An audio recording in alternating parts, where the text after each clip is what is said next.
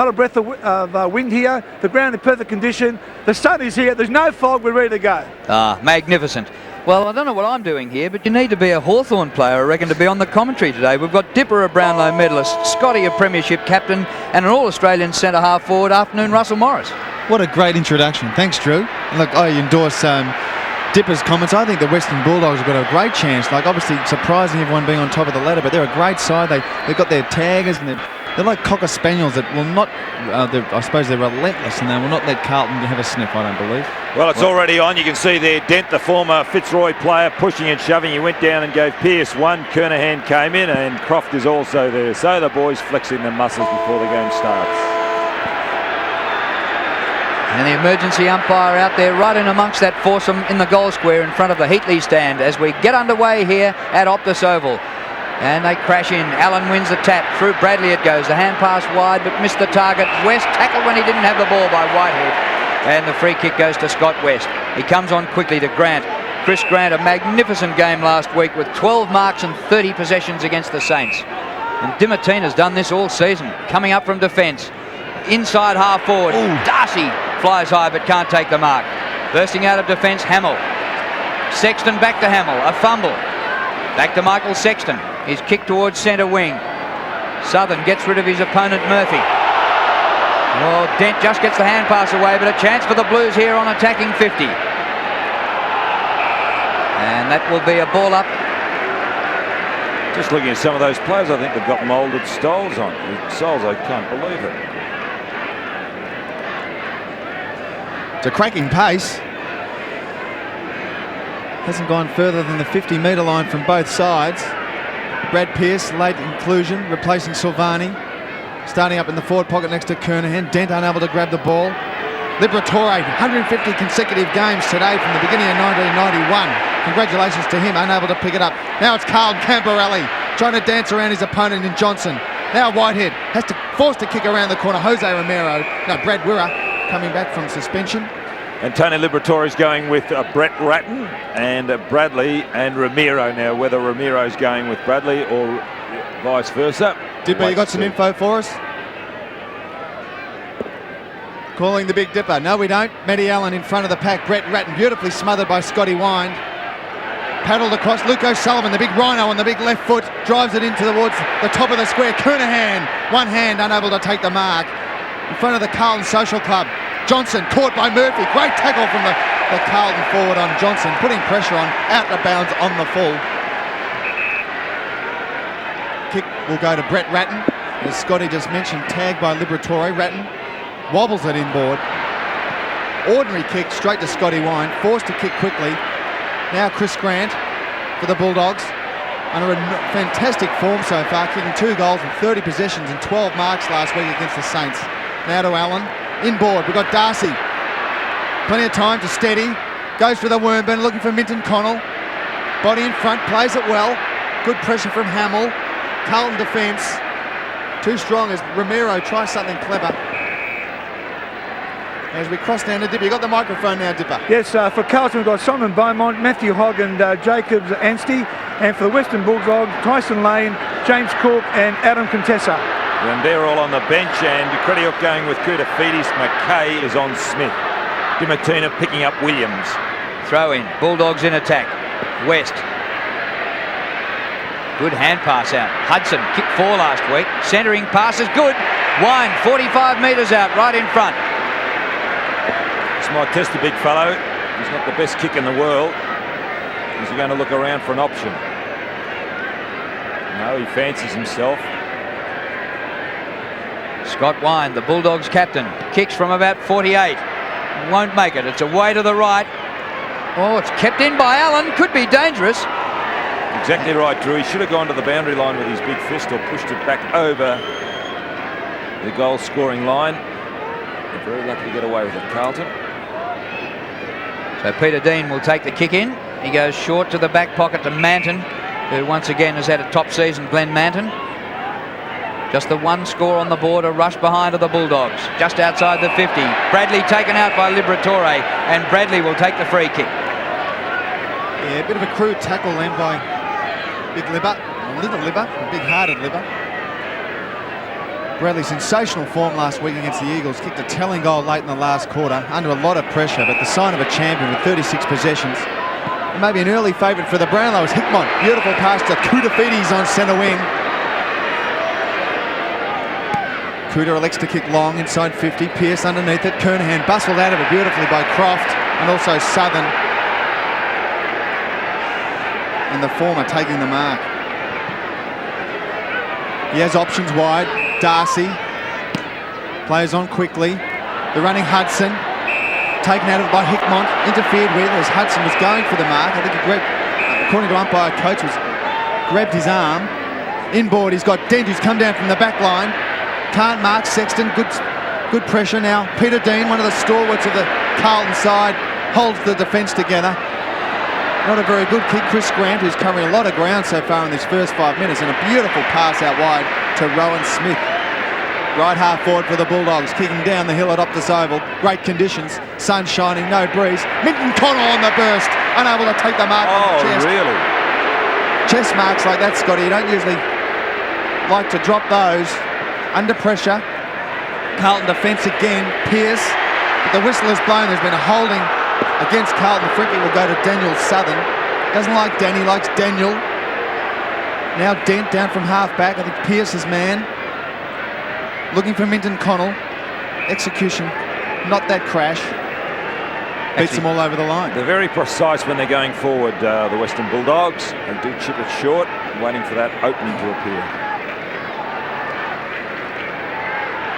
15 minutes remaining in the first term. Bulldogs one behind, and that was a rush one. Another whistle. Umpire Dennis Rich.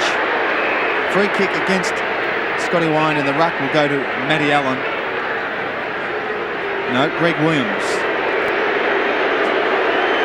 So Greg Williams being welcomed by the Bulldogs fans, finding Scott Camporelli on the lead.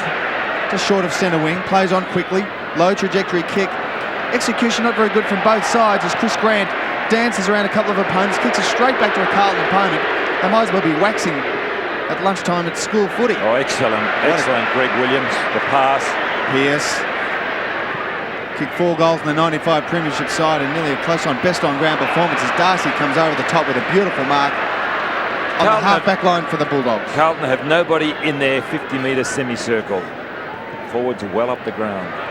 Luke Darcy across the half-back line to Ellis. Ellis has kicked to centre half forward. Chance for Hudson. Comes back to Paul Hudson. 50 metres out, right in front. Cornered. Back to Wine. Now Liberatore.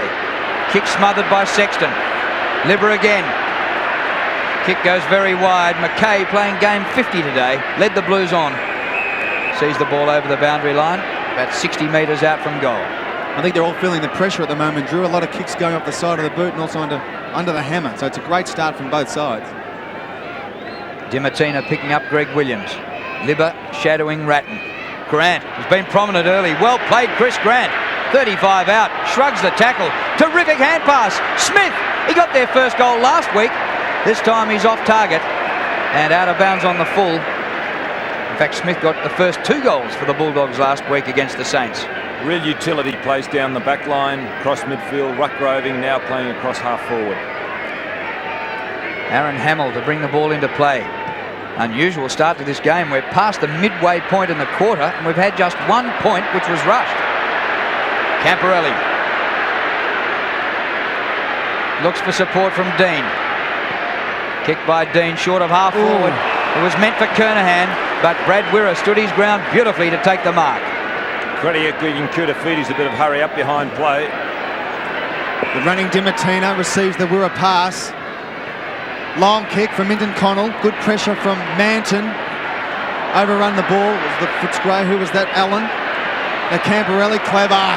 Had Kernahan wide, ignored that. Skewed off the inside of his boot. Dent in front of Pearce. Now Danny Southern to Johnson. Frenetic pace, fantastic stuff so far here at Optus. We've got 2 against 1, we've got Darcy.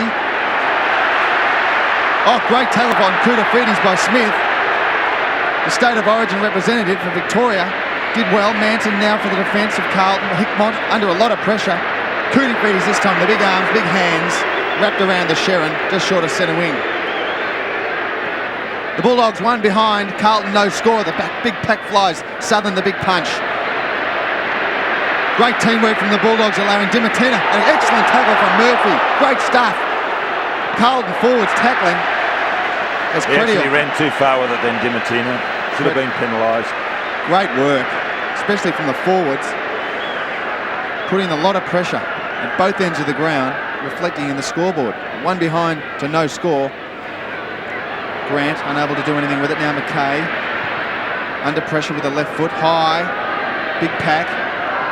Darcy can't mark. Taken to the ground by Spalding. Now Camporelli's had plenty of the ball. Left foot. Not a very good execution, but Bradley using his body well off to the Rhino O'Sullivan. He's got Pearce all on his own. If you're steady, son, you'll put it through. There it is, the first one of the game. What a great kick from Brad Pearce. Late inclusion replacing Silvani. Only his third game so far for the season, and only his second goal for the season. Well, Brad Pearce really did have to kick it. I thought this was excellent play by O'Sullivan here to chip it. There you can see there on the run. That's an excellent passage of play. Now, he really did have to kick this because Kernahan was by himself. He could have hit Kernahan with the ball to make sure. So, it was advantageous for Carlton, but it could have been selfish had it not come off. When you've had as few chances as he's had, he probably wanted to kick the goal. Back in the middle, tapped out by Allen. Williams puts the hand pass in front of Bradley. Bradley inside 50. And decked after he got rid of it. Whistle's gone. It's going to be a Carlton free kick. No, there's a confusion reigning. Dennis Richards called it against Ramiro on Bradley. Relayed free, but then the umpire down. Oh, now hang on, what are they doing? It'll be a Carlton relayed free, I think, to Pearce. Yes, he was pointing the other way, Drew. I thought he was going Fitzroy's way. He'll kick this too, Scotty, I think. So this could be a terrific comeback to the league side for Brad Pearce, who got his chance when Silvani was unfit to take his place. He's kicked the first goal. Can he kick the first two? Lost a yard in pace too, Pearce, after that knee problem. Kicking from 45. We're right behind it. Oh. Goal.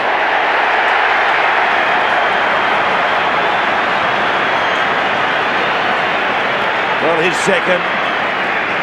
And a number made famous here at Carlton by Jack Connell. Played in the back pocket for Carlton in the 70s. And number 19, Brad Pearce.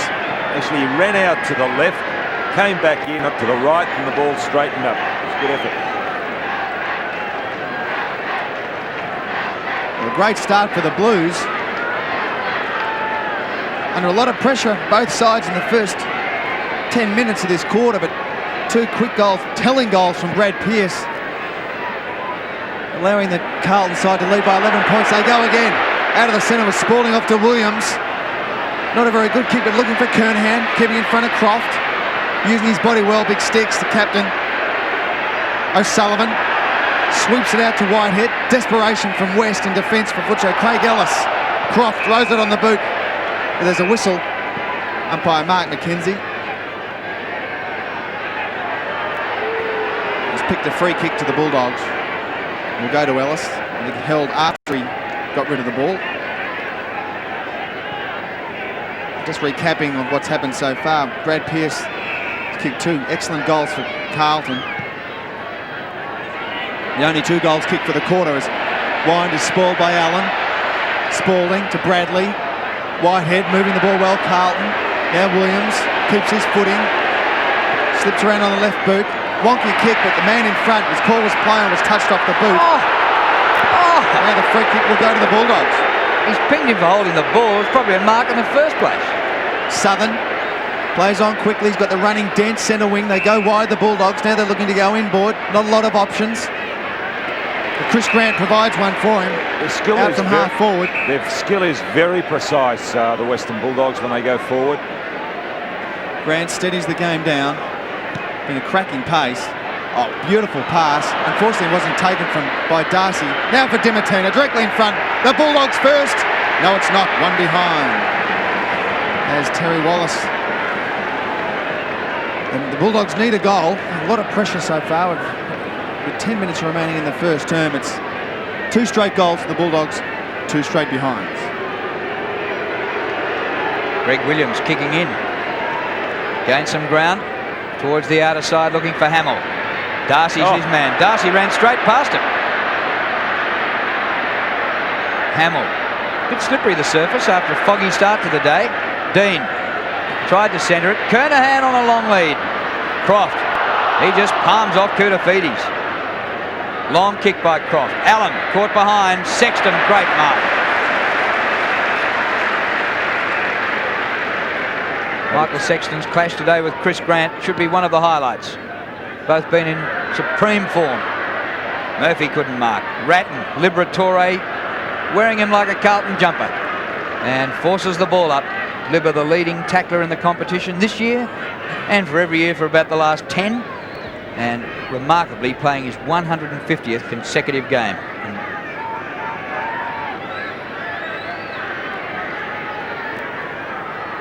Wine tries to take clean possession. West, fumbled by Southern. Southern back in after it. Tough for Croft in there. Smothered in the pack. Umpire says, give it back to me, I'll ball it up.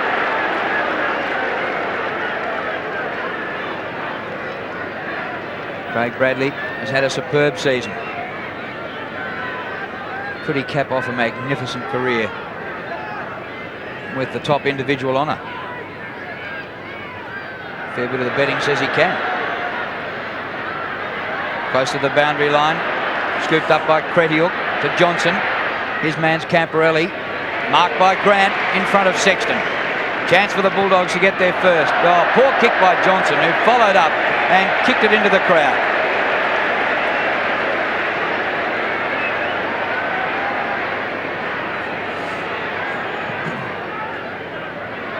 And we're deep into the first quarter here at Optus Oval, the round 14 game between Carlton and the Western Bulldogs.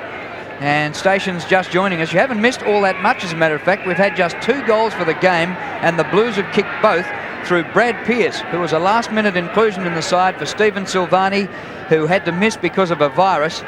And it's a pretty good miss for the Blues, because Silvani kicked 6 last week against the Eagles in Perth. Pearce came in and is playing just his 3rd game for the season. Kicked 1 goal on the run and 1 goal from a relayed free, and Carlton 2 straight goals, 12, lead the Bulldogs 2 behinds, 2 points, and just under 8 minutes remaining to quarter time. A foggy old start to the day in Melbourne, and a weak sun has broken through, and perfect conditions for football as the Bulldogs go into attack. Minton Connell hits it pretty hard. Wide to Ellis, the centre half back up the ground. Ellis has kicked a full forward, Allen underneath the ball, and Peter Dean takes the mark. Bulldogs top of the ladder, leading by a game. Carlton in 10th place, and a record of 7-6 has them just outside the 8, and they desperately need to win this on their home ground. Koutafidis finding Aaron Hamill, one of the boys from Tuggeranong, in Canberra. There's a free kick further up the field for holding. I think it was against Liberatore. Will go to Ratton, his first touch. So Libba's done a pretty good job so far. Gives it to O'Sullivan. The flying Croft chests the ball out. Now it's Dimartina. Had a shot for goal earlier from about 30 or 40 metres in front and missed it, as Chris Grant will put the Bulldogs first through. There it is.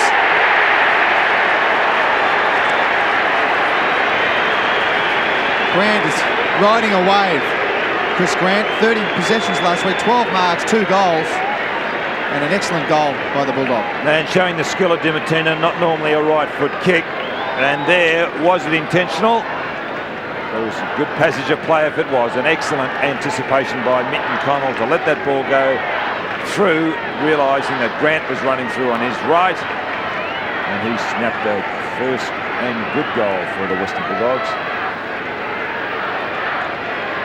Chris Grant's had an amazing start to the game, carrying on where he left off last week. He's had 5 possessions already and playing on one of the form players of the year in Michael Sexton. Bulldogs go forward again. Hamill drops a mark. Fires out the hand pass. Manton out of defence. Whitehead waited for it, outnumbered 2-1. Now here's Chris Grant again, absolutely on fire to West. West to 48 metres to the edge of the goal square, but there's nobody there for the Bulldogs, and Koutafidis gets back to take the mark. Kouta finds Allen. Scott Allen of the Bulldogs has just been replaced by Tyson Lane off the bench. Here's Pearce, who's kicked 2 for the Blues, fighting hard at ground level. But umpire Mackenzie comes in and will ball it up. We have 6 minutes remaining to quarter time, and Carlton 2 goals 12 lead the Bulldogs 1-8. Carlton side of centre wing as umpire Mark Mackenzie. Throws the Sherrin onto the turf. Wine gets the knock. Ratton wrapped up by Liberatore. Good option by Allen looking for Williams, but not the execution. Left a lot to be desired as Ratton now spins around around the corner. But Matthew Dent takes an excellent mark over the 6'5" Earl Spalding, who's just come back into the side. A lot of trouble with injuries over the past 18 months, Spalding. Premiership player for Carlton in '95. But a good find moving across from the Melbourne Football Club. Brad Wirra off half-back. Big Matty Allen floating back, unable to take the mark. Well spoiled by Wind. Good pressure back to Romero. One of the 100% defensive taggers, Terry Wallace was quoted as saying during the week. Him and Liberatore.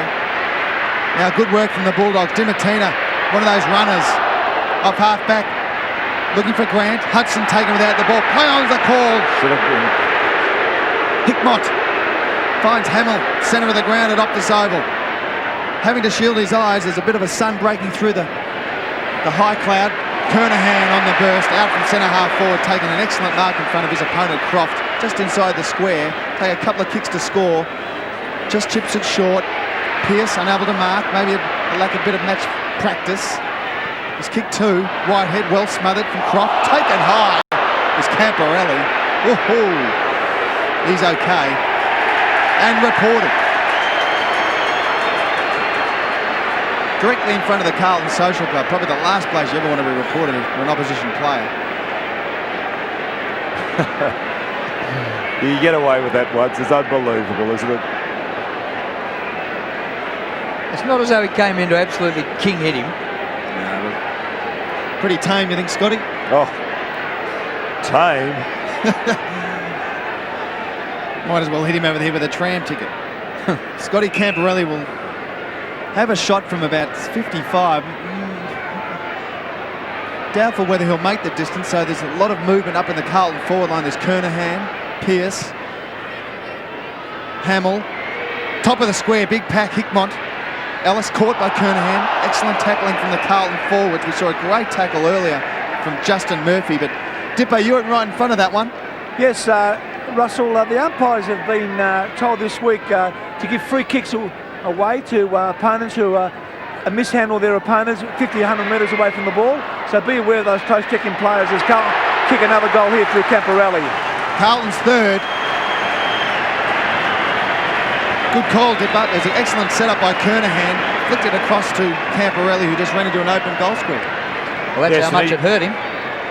And he's been a real plus, hasn't he? It was unfortunately he went out with that, what did he, glandular fever. Yeah. That really did upset him earlier in the season. And there he is. He just gives them that bite around midfield because he's got a little bit of pace. Scott Camporelli.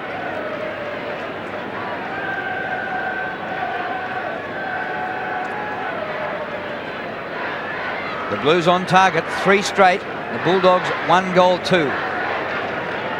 Wine, the Bulldogs skipper, faces Allen. Allen down to Williams, who runs into Ellis in a terrific bump. Down goes Williams. The Blues forward again, and Pearce marks inside 50. Greg Williams still on the deck on the cricket pitch area. Pearce going for his 3rd goal. Kernahan near the behind post. Oh, top mark. Yeah, let's hope he starts to handle the ball well, Stephen Kernahan. Earlier on he was fumbling, which is an indication of a player out of form.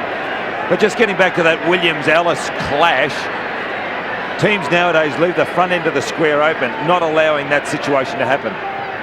A little too acute with that shot. But to Kernahan's credit, Scotty, at least he's leading. He's attacking the ball and he's making an option, and that's what Carlton need up forward. Greg Williams on his feet. He's all right. And just getting back to that Williams-Ellis thing, Drew, it is very easy for the backman to come running in because the chap in the midfield trying to get the ball, as Williams does, only has eyes for the ball. See that now? He has run off the edge of the square, Alice, and you can pick guys off, and it's a dangerous practice, but it's in the game. Well, Wirra dropped the mark. And they made it hard for themselves, the Bulldogs, and Smith had to rush the ball over the line.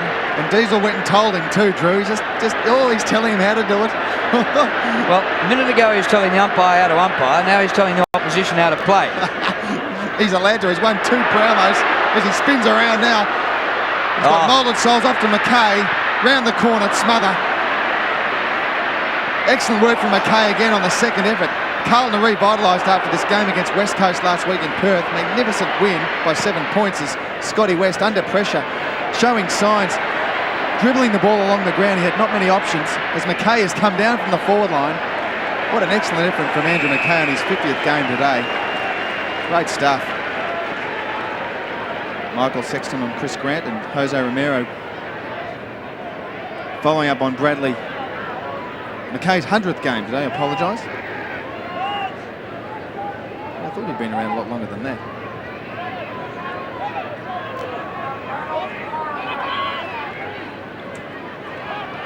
Darcy unable to take the knockout. Chris Grant underneath the pack, along with the 100-game man. Apologies to him earlier, we were calling him 50 games. Premiership player. Spent a bit of time away up in Queensland studying and commuting down to play when available. And Carlton having a lot of faith in him. Scotty West caught by Whitehead. The Bulldogs under a lot of pressure as Rowan Smith, showing some class, pops the Bulldogs second through with a beautiful goal. Well, he has been allowed to use his speed, show the opposition the space that he does possess, Rowan Smith. In an earlier game this year, I thought he was running a bit too far. But here he is, and this is the speed he does possess. Now watch, he can change direction and do it see that change, then come back onto the right foot, which is an indication of a player who has got a lot of speed. Usually you go onto that left foot from that situation because so much confidence in his ability across the ground, he could do it.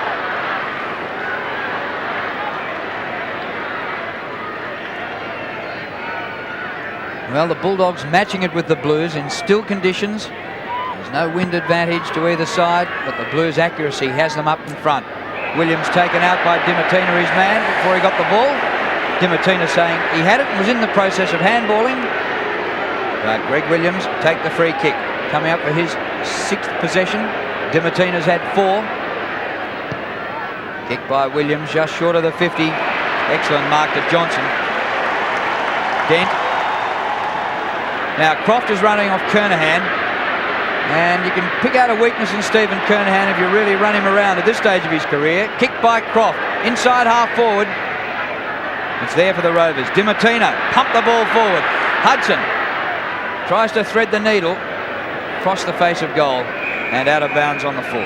Credit to Hudson, he looked back into the centre to see if there was an option, realising there wasn't much of a goal face, and then decided to go for goals. Hamill finds Allen on right half back.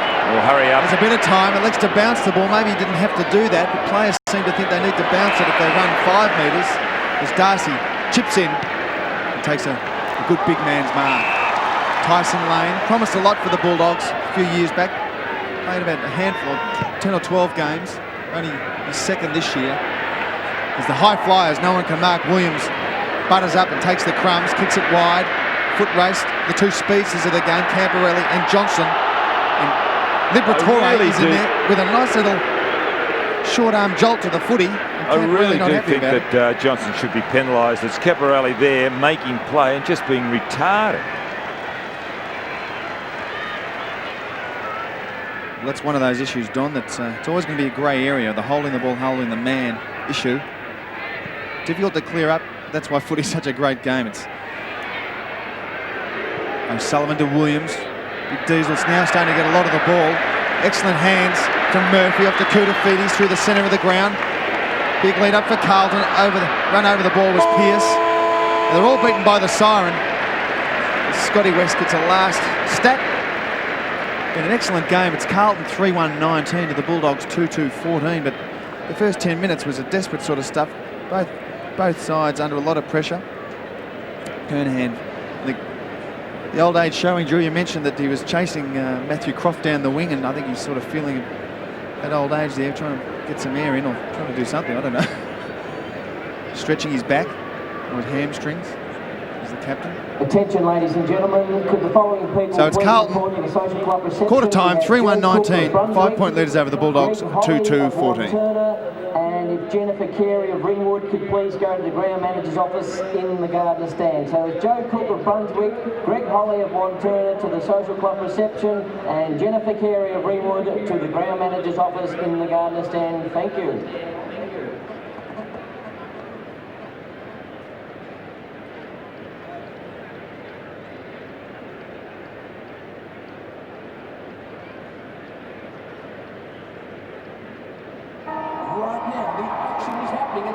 And vendors where you can get this exclusive Coca-Cola filled squeeze bottle for only $4. And for added value, you can get one with a pie or hot dog for only $6. Or with a Mars King size for only $5.50. That's a saving of up to $2.80. And every Coca-Cola filled squeeze bottle you buy gives you the chance to win a signed share. Just match the number on the bottom of the bottle to the number announced at 3/4 time to win. Coca-Cola, always for the fans. Always Coca-Cola. Only one sport in Australia has a TV channel all to itself. Which sport? Sports AFL behind the scenes, like every AFL game, every club, everywhere. That's really enough. 19 exclusive live games you won't see anywhere else. News, interviews, reviews, previews, even poetry by the sound of it. Too much footy. There's no such thing. See all the footy on Sports AFL, but only with your Optus vision.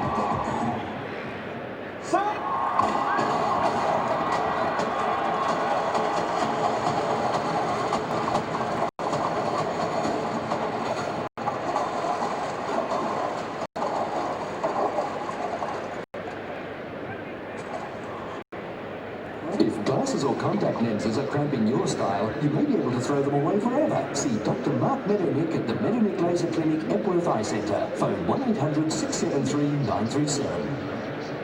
At Optus, we know people have different lifestyles.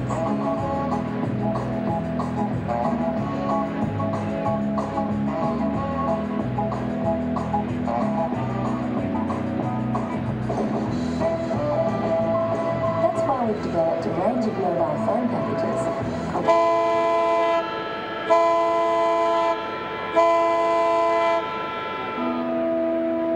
It is.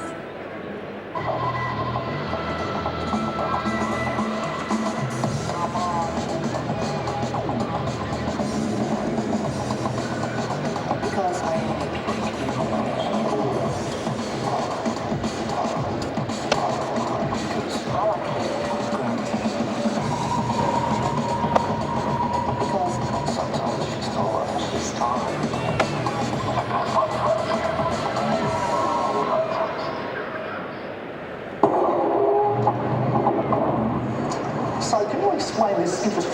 Well, it was low scoring early, but by quarter time they'd kicked 5 goals between them. Carlton 3-1-19 to the Bulldogs 2-2-14. Pearce got the first 2 goals of the game and Camporelli got 1. Grant and Smith goals each for the Bulldogs. The other 2 games being played today, we go to the MCG and a 3-point game there between Geelong and Collingwood. The Cats 3-6-24 to Collingwood, have lost their previous 5 in a row. They're 3-3-21. And now at Waverley, St Kilda and North Melbourne. Well, last year's premiers, North. They were beaten in Sydney last week and just 2 behinds in the first quarter against the rampaging Saints, 5-3-33 to 2 behinds. Heatley, the former West Coast Eagle, has kicked 3 of the Saints' 5 in the first quarter. Both coaches just finishing their messages to the teams, and down on the boundary line, here's Dipper. Thanks very much, Drew. Well, David Parkin was very angry about his side, but not protecting Stephen Kernahan. Obviously, he's a main focal point here at full forward, and Stephen, unfortunately, is getting 2 or 3 players on him at all times. Croft and Darcy doing quite well, and Ellis are doing quite well across that half-back line. He's asked players like Sporting at least go in there and try and match up with him, because he's getting 1 against 3. On the other side, Terry Wallace just talking to Paul DiMartino about maybe the way to tag Greg Williams. Obviously, Terry Wallace, one of the great hard players of the past, and used to get tagged every week, so he had a few words to say to the young player. But on the ground level, the players, there's plenty of talk, with the 2 sides really giving each other a bit of a go, and also the pressure. And 3 or 4 guys have changed their boots from moulded soles to stops. Once again, the ground is a bit soft. Thank you, Dipper. And there's Stephen Kernahan being picked up by Matthew Croft. Pearce playing just his 3rd game for the year. Started off well with the first 2 goals of the game. He replaced Silvani. Second quarter here at Optus Oval. Allen against Wind. Give it to Allen. Blues go forward. Williams, who was a dangerous player in the first quarter. Ellis, the ball jolted out of his hands. Spalding. Whistle's gone. There's a free kick here by the umpire who wasn't in charge of the area. Umpire coach has come from off his area to play a free kick to the Bulldogs and signalled a bit of a biff to the head. Bulldogs forward of centre wing. O'Sullivan goes to ground. Gathered by Hudson, who bounces inside 50. Paul Hudson looks around, sees nobody on him, and misses what he should have kicked. Sexton now playing on Grant. Sexton on Grant. Just noticed when Hudson was leading into that goal then, he was constantly turning around looking for opponents when maybe he should have been relying on some communication. As Dimatina now able to make amends. Hudson a second behind as the kick out from goal was very poor for Carlton. Sorry, Russell, I meant Manton is now going with Grant. The change was Sexton was on Grant in the first quarter. Now Manton's got the job and Sexton's gone across onto Darcy. Peter Dean will try again. Better kick. Greg Williams deep into the left back pocket for Carlton, motioning to kick wide towards the boundary line. Koutafidis, super spring. Playing on centre wing with Krediuk, his opponent. Bit of a helicopter kick over the top of the whole pack. Spalding was amongst them. Now Ellis a chance. Has a lead. That's Hudson again. It's his 3rd kick for the quarter. 2 behind. Beautiful execution. A lot better to Tyson Lane. Running out from that. Well set up by Ellis, and the Western Bulldogs do it well by putting the ball out into space, and Ellis did that and got it across to Hudson there in replay. Had a ton of paddock in front of him, Hudson, in which to move. So Lane will line up for a deliberate shot. Will kick from about 45 metres. It's only a slight angle. The right footer looks pretty good, but I don't think it's good enough. 3rd behind for the Bulldogs in a matter of minutes. 2 to Hudson and 1 to Lane. Craig Bradley kicks in. Short to the back pocket to Dean. Back to Hickmott. He had a terrific game in Perth last week, Adrian Hickmott. Welcome back, Earl Spalding. Playing just his 3rd game for the year. Terrific player in their premiership win in '95. Kick by Spalding to centre half forward, but Dent streams up the ground in front of Pearce. Across the half back line he goes to Ellis. Ellis's form at half back has allowed Grant to go forward, and it's really worked for the Bulldogs this year. They lead the competition after 13 rounds by 1 clear game. Rowan Smith, and he's been a large part of that, the ability to tuck the ball under the arm and run with it. Grant leaps over Manton, but gives away the free kick. Chris Grant had a magnificent first quarter with 7 possessions. McKay and Manton share it, and Grant gets both of them. Oh, terrific play by Grant, magnificent football, and wins the free kick. He should have been given a free kick earlier because McKay had hold of his Guernsey. On his own is Minton Connell, and he marks 30 metres from goal. Originally played here at Carlton, Minton Connell, so he would be familiar with this ground, and it is the home ground of the Western Bulldogs anyway. There is Grant trapping the ball, and I really don't know what the free kick is for, but he was held originally by Mackay. Played a push in the back. There was a fair knee in the middle of the back in there. Simon Minton Connell gets away to the left, and the Bulldogs are missing opportunities in this second quarter. They've had all the play.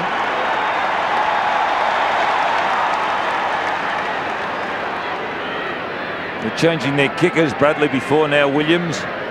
It just breaks the tag a little bit. Williams kick finding Sexton at centre half back for Carlton. Sexton elects to kick long, looking for Allen. should have punched from behind in front of Scotty Wine, allowing the Bulldogs to get the ball away, but not quick enough. Luke Darcy, the ball beats him over the line. It'll be a throw-in on the left half forward for the Bulldogs. They kicked 4 behind so far this second term. Carlton yet to score in this quarter. Carlton 3-1-19 to the Bulldogs 2-6-18, so it's a 1-point game. Front position, no one, but Allen gets the tap. Running Hudson, unable to get his foot to the ball. Liberatore, always busy around the packs. Whistle blows another free kick to Liberatore, who's held without the ball under the pack. Plays on quickly. He's got Lane on his own, but Hamill chips in beautifully in front of the pack. Good effort by Hamill, yes, and being acknowledged by Hickmont. The players do appreciate those little, what would they call them, 0.5 percenters or 0.5 or 1%? Well, they're only little things, aren't they? They're not quite 1%. You take that on board as a possession, that's what you do, so you feel good about yourself. Contributing to the side's performance is Hamill again. Eyes for the ball, is held without it. Using his body well, gets an excellent handball out wide to Sexton. Now the Blues are away off half back. Sexton kicking long, looking for Kernahan. Croft. Kernahan taken high. Play onto the call, much to the displeasure of the Carlton Social Club. Carlton wing in the John Elliott stand is Johnson. Not many options up forward, kicking long and wide for the boundary line, beating Camporelli and Darcy over the line. Well, wasn't that a free kick? Well, I think it was, Drew. Like, he was taken high. He moved in beautifully in front of Croft to get front position, and Croft had the arm around the neck, but it was play on. Throw in, left half forward, right half forward for the Bulldogs. Grant takes Sexton high. This game's got greater maturity this year. Chris Grant, there he is on screen. Umpire Dennis Rich calls a throw in. Real solidity in the way he approaches his football. Just inside 50 as Luke O'Sullivan's replaced by Beaumont for Carlton. Wine tries to get a big punch. Punched clear by McKay. Off the ground, Camporelli.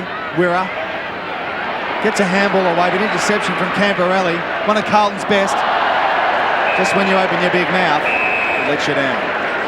Out on the full, centre wing, just in front of the commentary position. It's the Blues by 1 behind, and we've got 15 minutes remaining in this first half.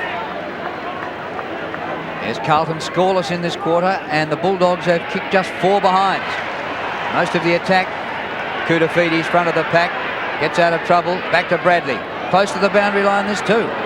And it bounces out near the interchange gate. Craig Bradley, he's right up there in a lot of media awards, and it wouldn't really surprise if he won a Brownlow medal this year. Although looking through the stats, he's finished in the top 20 just once. And that was way back in '87 when he finished 6th in his second year. So surprisingly, the umpires haven't liked Craig Bradley ever since he's been in the AFL, since 1986. But by gee, he'd have to go well this year, wouldn't he? Well, he's won 3 best and fairest at Carlton, All-Australian 5 or 6 times and 2 flags, so he's an ultimate champion. And what a way to top off a career. Here he goes, Braddles, off the left boot, gaining plenty of ground up to half forward. Ellis keeps it in, slips Murphy. Kick by Ellis, back to centre wing. A juggle by Wine and a mark. Open forward line here for the Bulldogs. Johnson. Brad Johnson steers it low for Minton Connell. It's an interesting battle as we go into the midfield, Drew. Ratton and Liberatore. Ratton one kick, one handball. Liberatore just the one kick. Also Bradley, Ramiro, as we see there. Minton Connell taking a chest mark. Bradley and Ramiro. Ramiro got the job on Bradley. Bradley 3 and 2, and Ramiro just the 1 goal. But they have been well held, those Carlton midfielders. Now Lane gets on the end of it. And Tyson Lane started the game on the interchange bench and has come on and has offered a bit of spark in the forward pocket. And there is their skill level very, very high. Western Bulldogs. Been quite amazed with them this year. Lane just 1 behind today. Earlier this quarter. Can the Bulldogs get their first goal for the term and hit the front? Oh! Coming back. Close. Another behind. Oh, really? So the scores are level, even though the Western Bulldogs are having all the play. Well, I thought that was a goal from this angle. There it is going. It already passed the post, I think, Scotty. It was way beyond the post as it curled around. Do you think so? It's called parallax error, Don. Oh, parallax rubbish. Here we go. Craig Bradley in the centre of the ground. The Carlton charge, but a poor kick, allowing Craig Ellis to intercept. Players slipping over as Grant, as we saw, as Brett Ratton chips in. So disposal left a lot to be desired so far in this game. Spalding, centre wing. Long way out from goal. Looking for Kernahan. Kernahan ducks his head. He's caught holding too high. The free kick will go to Stephen Kernahan inside 50. Croft shaking his head. Here it is on replay. He had his left hand on his shoulder, so it wasn't a push in the back. It was too high, according to the umpire, so it was a fair decision. But the momentum of Croft coming through the air upset Kernahan. The head goes forward, and consequently the umpire's attention is drawn to that infringement. Carlton captain lining up for Carlton's first in this second term, and their fourth. He gets the applause of Pearce. Well, Carlton needed something, and that might have been just it as a bit of a steadier. And as you can see there, they just go the one goal in front. Did it well, bringing it in from full back. Their kicking strategy working. But it's amazing how Feedy's getting it across here, and there is the free kick. It's an interesting one, though. It's amazing how often it happens, though. The opposite team kicking 5 behinds, and then Carlton 1 kick, 1 goal.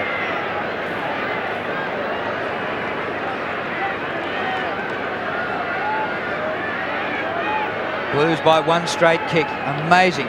The Bulldogs had attacked for 11 minutes, couldn't get a goal. Carlton went forward once. Kernahan the free kick and a goal. Wine tries to take clean possession. Liberatore has kept Ratton very quiet so far. Ratton, hand pass blocked. Smith for the Bulldogs. Out wide he goes to his running partner Johnson.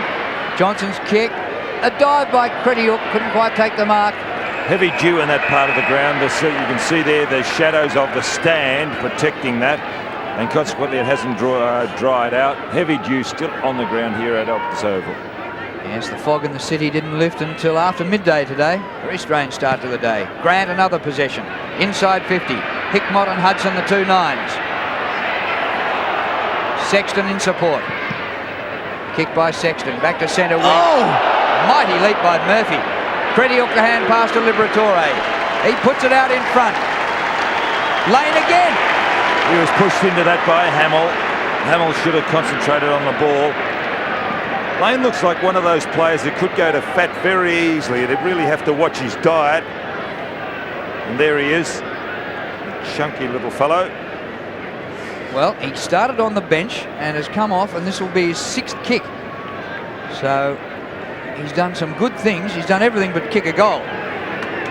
2 behind so far. Don't tell me he's missed that as well. He got it. Scores level. Yes, and there's been a real plus, hasn't he, wearing Steve McPherson's number 27, Tyson Lane. And here's the big fly. Southern doing well getting it down there. Liberatore again puts it out into space, but here Hamill there pushes him forward. Do you see that? Lane is pushed forward into the ball. He was in front, and Hogg has come on, and that's terrific news for Carlton. He's a real little goer, number 33 for Carlton. Well, Hamill was getting chopped up badly down there by Lane, and so Hogg has come on to pick him up. Scores a level here at Optus Oval. Intensity raises a couple of notches in the centre of the ground, and a free kick will go to Tony Liberatore. Umpire Andrew Coates.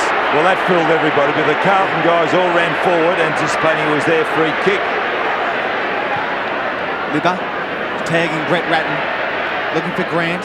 Also Paul Hudson. Grant wrapping Adrian Hickmott up in a tackle on the 50-metre line. Left half forward for the Bulldogs. Scores the level.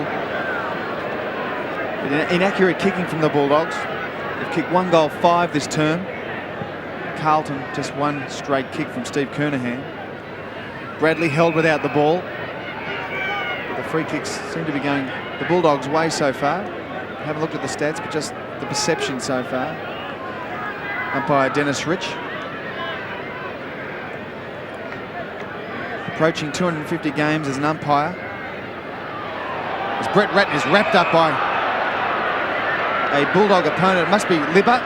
It certainly is. Celebrating his 150th... No, Dimatina. They look very much alike, but there's Libba celebrating his 150th consecutive game since the beginning of the 1991 season. He missed the last 3 games of his Brownlow year. And from round 1 1991, he has not missed one since. Scotty West unable to grab the ball. Koutafidis on the burst. Now it's Spalding, a long way up and centre forward. No options. Forced to do a U-turn. Throws it on the boot. Looking for Kernahan. Straight through his hands. The runners. Wirra, desperate, trying to paddle it out forward. Kernahan keeping his feet. Excellent work from the Carlton captain as they all throw themselves on the ball. Bulldogs and Blues. Beaumont, Johnson. And Stephen Kernahan, ultimate champion for the Carlton side. A lot of pressure. As Dipper mentioned, David Parkin was criticising his teammates for not supporting him and looking after him. Around the ball in the forward line. Romero, one of the dogged taggers for the Bulldogs, forced to throw the ball on the boot, allowing Adrian Whitehead to take an easy chest mark. There's Murphy's lead. Up forward. Poor kick, allowing Croft to take an easy chest mark. It's a good lead by Murphy. He led into the hole well, but it was a poor kick by Whitehead. It was just... Croft motioning for his teammates to move wide. Dimatina in front of the pack, running Darcy out of half-back. It's been all Bulldogs this quarter. They've had all the play, but they haven't put the score on the board as Grant, using his bulk and strength and absolute class, taking a mark in front of his opponent. Going wide to Hudson. Missed too early in the second term. Smith forced to kick one. Hogg, as Drew mentioned, replaced Hamill. Now Williams in front of Dimatina. Dimatina in his back. Play on's the call. Wrapped up by Koutafidis. The Carlton Social Club calling for a free kick. Hudson coming off for the Western Bulldogs. Looked a little slow across half forward then Hudson, and coming on is Adam Contessa. Playing just his second game. He was terrific last week against the Saints with 19 possessions on debut. Darcy, the hand pass to Smith, out in front of Minton Connell. It comes to Lane again. Tyson Lane on the turn. Well, he's done everything but kick goals. Well, he has kicked one goal, but that one out of bounds. So he's got 1 goal, 2 and 1 out of bounds for plenty of work on the forward line. 7 kicks. He's only been there for about a quarter. West. And the ball out of play. For viewers interstate, news on the Australian Under-18 Championships, which started today in Melbourne. The curtain raiser today, New South Wales ACT beat the Northern Territory by 18 points. 12 goals, 13-85 to Northern Territory, 9-13-67. I'm sure there are plenty of mums and dads interstate very keen to see how their lads went in Melbourne today. Here's Sexton. Goes for the boundary line, but clears it. Out into the crowd, out of bounds on the full. Unlike Michael Sexton, but under a lot of pressure from the Bulldog forwards. Romero breaks away from his tag in Bradley. Or his taggee.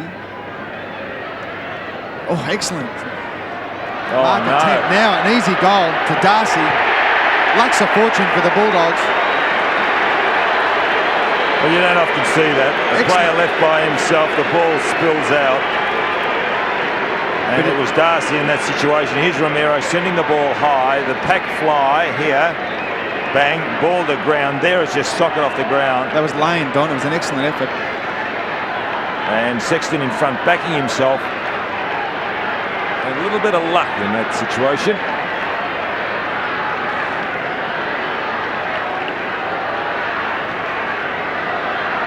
The Bulldogs fourth with the tune of Luke Darcy, but excellent play from Tyson Lane, who kicked the ball off the ground, showing a lot of experience for a young boy.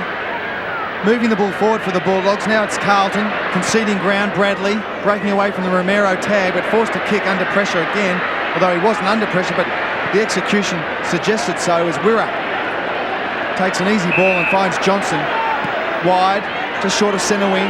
Now up past centre wing, Liberatore. The Bulldogs are running, bad execution, handball, missing Dent. Dent recovers well. Liberatore again, taken high from Williams. He will take the free kick. He was off, Liberatore. He was off. Kick by Liberatore, close to the boundary line. Bounces on a point. Anstey. Very high kick.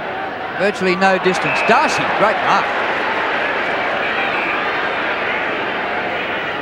Luke Darcy, he got some height on the forward line. Darcy and Grant with mobility, with Minton Connell, who's darting everywhere, trying to offer a lead. Now the kick by Luke Darcy to a big pack. Minton Connell in the middle. No mark paid. Grant applying a tackle. And umpire Rich comes in and will ball it up. I think Carlton have only had it in their forward line twice, Drew. Kernahan goal and Croft took a mark in the pocket, so they need more options up forward, of course. Well, they're nearly unbeatable here at Optus Oval, but they did lose earlier in the season to Geelong, the day that Johnny Barnes broke his arm. Here's Pearce. They're up against it today. If the Bulldogs had kicked straight, they'd be well on top. Southern off the ground. Darcy the mark. Darcy to an open forward line. Minton Connell. Grant the rover. Oh, beautiful play. Outside of his foot. Just missed it. See, that's class. But Darcy's a real problem for Michael Sexton. Sexton playing behind, Darcy in front, taking the lucky bounces or the balls that drop short. They're not lucky bounces. He's doing well, Darcy. Peter Dean kicking out from fullback to Hickmott. Right half back for the Carlton side here at Optus Oval. Well put to the ground by Darcy. Now it's all the Bulldogs again. Liberatore to Wirra. Insurpassable half back line. Dimatina. Romero. Have a shot for goal. Another one for the Bulldogs. They've peppered the goals. They kicked the first 5 behinds of the game. Now a couple of quick goals have put them 13 points in front. Yes, and this could be a bit of a break. Carlton have really got to start and pull this back. Nearly to the end of this quarter. Only about 5 odd minutes, 4.5 minutes to go. And here's the build-up once again. Ribeiro got the job on Bradley.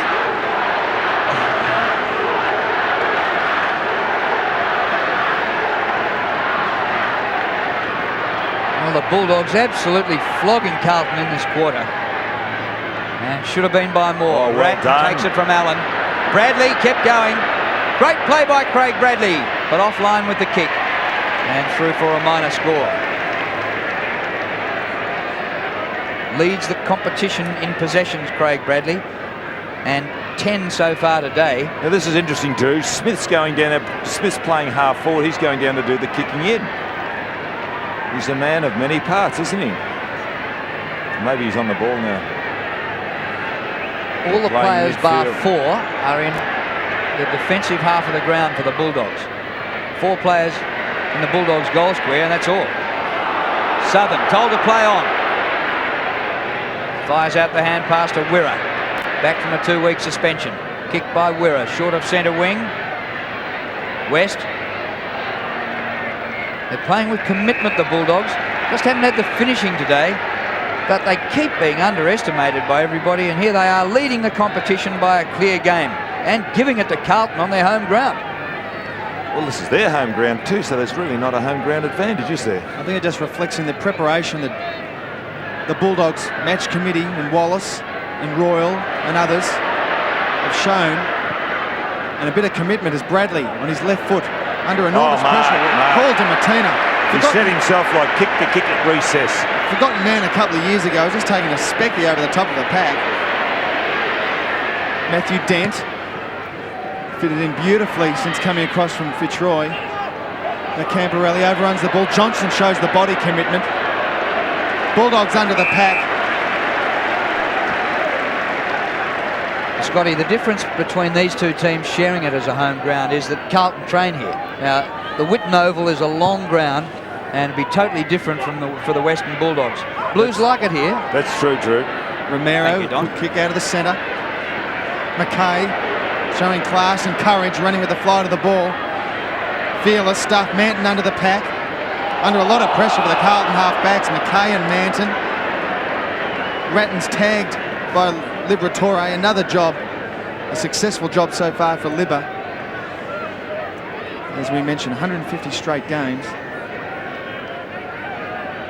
Is Libba checking for blood on his nose? He's okay. His own or somebody else's? Ratton under the pack. Look at the numbers there. 3 against 1. Crediuk, Liberatore, Romero, Smith. There's some solemn faces on the Carlton bench with Hamill and Murphy and O'Sullivan. Just thinking about what could happen. It's trailing by 2 goals. Johnson started to get on top of Camporelli too, because Camporelli was a very good player in the first quarter. Now Ratton breaks away from his tag. You don't see that often. The left foot, beautiful pass for Pearce. He kicked the first couple of goals for Carlton. Now he's been quietened down to Romero. Getting a lot of the ball, kicking wide, but too wide, beating his teammates over the line, out on the full as Pearce is coming out of the pocket to take the free kick. By Andrew Coates forcing Pearce to kick over the mark. Nice looking left foot, kicking inside 50. Ellis Kernahan underneath, swamped. using his body, jumping into the pack, but Romero relieving pressure. Wine, well clever done, stuff. Now Liberatore breaks away, great vision, looking for Johnson. Johnson using his body and punches the ball, gaining valuable 6 metres. It's all valuable here at Optus. The Western Bulldogs outnumbered on that occasion on 2 instances, Wine and also Johnson, yet they still managed to get the ball away to their advantage. Carlton coach David Parkin looking worried. Last 2 minutes of the first half. It's 13 scoring shots to 6. Yes, fair enough. Good decision. You just can't do that, Matthew Allen. So Wine to take the free kick from right half-back. Here's the free again, just pushing Wine out of the way. Grant. He has just played a sensational Bradley game. appealing for a free kick against Romero. Romero didn't go for the ball and just held. Got Dimartina on his own. And kicked too close to the boundary line from Grant.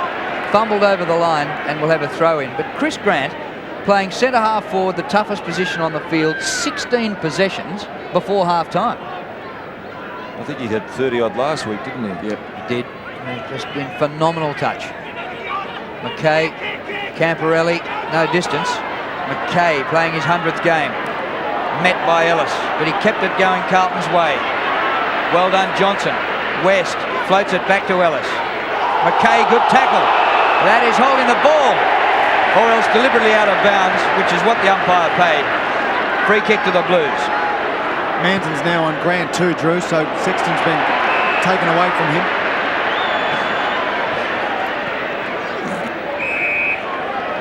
Ball out of bounds at centre wing. 36 seconds remaining in the first half. Bulldogs 38-26. They only lead by 2 straight kicks, but they've had so much more of the play. Cretiuk. Now this is Contessa, second gamer. Southern slipped and he allowed Beaumont in. Away to Anstey. Kick inside 50. Sexton now on the forward line and gets a free kick.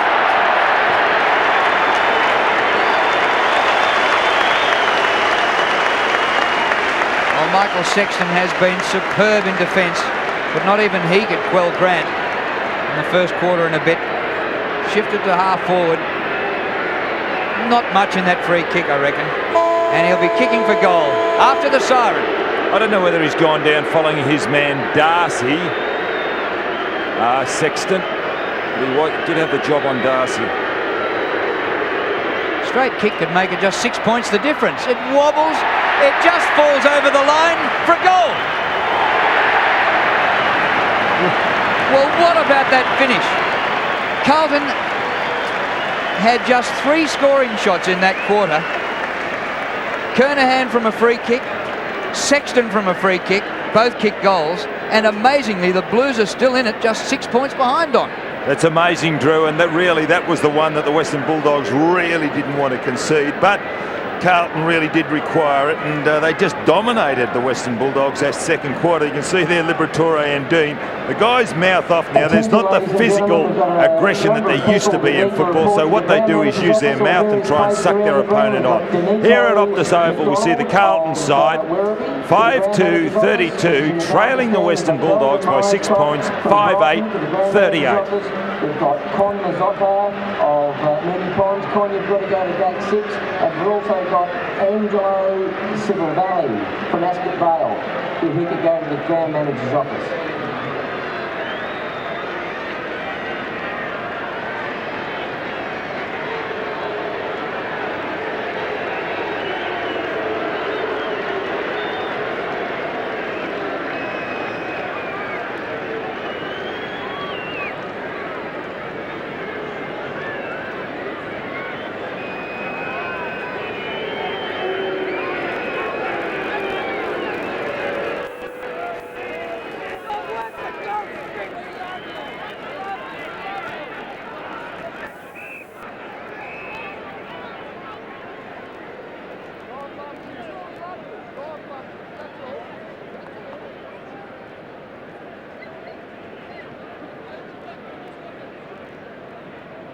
Got that.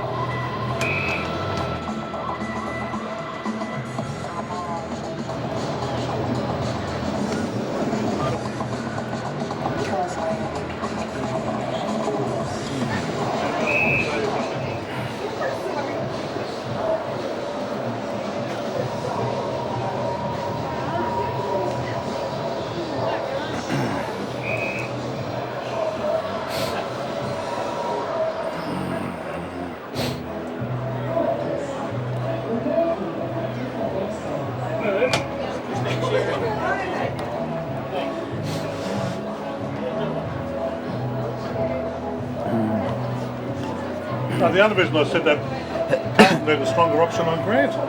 Yeah. Just not strong enough. I mean, Chris Grant, when he's up there. Playing like Tarzan, isn't he? Well, see, at least could have finished a similar build. Yeah, he is, yeah. You know? Yeah. First half highlights John Collingwood and Beautiful. with 2 goals. Excellent. And then the Tuggeranong story.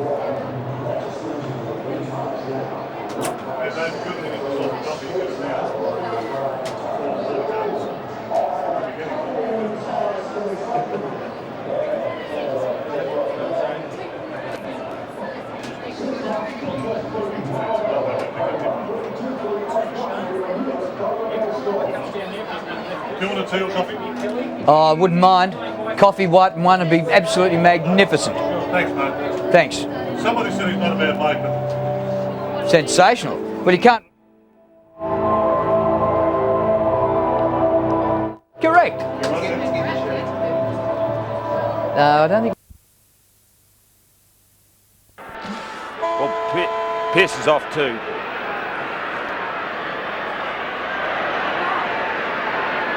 Start of the second half, and the Blues probably lucky to be as close as they are. Wine backhands it out. Dimartino beats Williams. High ball to centre half forward. Darcy. Spalding's now got the job on Darcy. Pearce is off the ground. Hamill's gone up forward for Carlton, and Hamill set them on fire early in the season when moved up forward and won a game for them. Was instrumental in winning a game for them here. Just forget who it was against. I think it was Adelaide. So now here's Luke Darcy, who kicked a goal in the second quarter. If he can get another one here, the Bulldogs will make a great start to this second half and lead by 2 goals. 50-metre kick, but he can kick at a country kilometre. Not quite. Got the distance all right. Just off for it behind. 7-point lead to the Bulldogs. Another wasted chance. Well, Luke Darcy only playing his 38th game. Valuable player for the Bulldogs. He's mobile, tall, good mark, and very dangerous in front of goals. But obviously, the Bulldogs would have loved to have seen a goal kick there in the first minute of this third term as Sexton takes the mark out off to Williams towards centre wing. Not a lot of options. Spalding does it well, dances around Craig Ellis with a beautiful copybook blind turn. There's 2 players crash into each other at Croft. Kernahan's hurt himself too, Russell. I think so is Croft, but he doesn't want to let anyone know. But neither of them do they? Oh. They hurt because you probably warmed down a little at half time. Like he hurt his arm or his hand, Stephen Kernahan. Throw in, Carlton side of centre wing. Dimartino taken high from Koutafidis, but wrapped up. Taken high around the chest area, not around the neck. Koutafidis. And here's the clash with Kernahan. Croft there. Down they go. There's Croft. Matty Allen took Croft. Yes, but Kernahan also got up a little gingerly. That's better by Koutafidis. Gets the tap down to Camporelli. Forced to kick quickly in the left boot. Poor kick straight into a pack as Tony Liberatore remonstrated with Koutafidis. Maybe the instructions are try to break the tag if you can. As Libba's playing very, very close to Brett Ratton. Koutafidis on Crediok. Bounce, Carlton side of centre wing, Koutafidis again, Crediok getting the tap, Romero taking high, ducks his head, gets the kick, play on, Rowan Smith in front of McKay, takes a good mark in front of his face, lace out, Smith looking for Grant, still on Manton, the clever, back to Whitehead, 1-2, 1-3, interception from West, good tackle, good second effort from Manton and Whitehead, Park going to be happy with that one, he's holding the ball against Scotty West. The perseverance pays off for the Carlton side. Maybe they should take a leaf out of their books for this second half. That'd go in Parko's 1% column. Yes, excellent work from Manton. He was beaten for the ball. Maybe one too many handballs, interception from West, but then the second effort tackle was See, it's gone on one further from 1%. It's now a sacrificial act, isn't it? It's amazing how coaches put their little terminologies on the game. Used to be kicking, handballing and marking. Centre wing, McKay and Romero clash.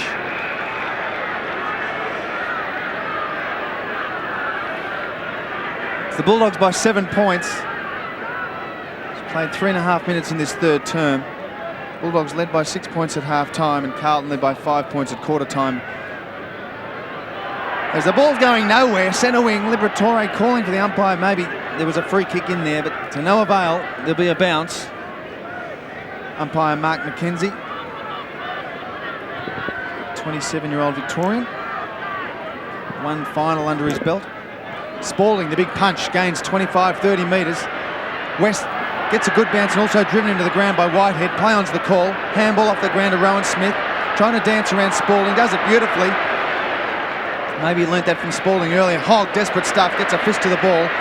Trying to push the ball over the line. Mitten Connell been very quiet. Long way out from goal. Left foot high. Oh, well Luxa done. fortune. Matthew Dent running with the flight of the ball. Takes an excellent chest mark. Now, he's then playing metres out down from forward goal. because he started down back for the Western Bulldogs and on another occasion ran deep into the forward line too. A good centre there by Mitten Connell. Well, he started on Brad Pearce. Pearce kicked 2 first quarter goals on him, but his perseverance prevailed and now he's lining up for his first. Directly in front, will kick from 50 and the Bulldogs 6th. Number 6 is on the board for the Bulldogs.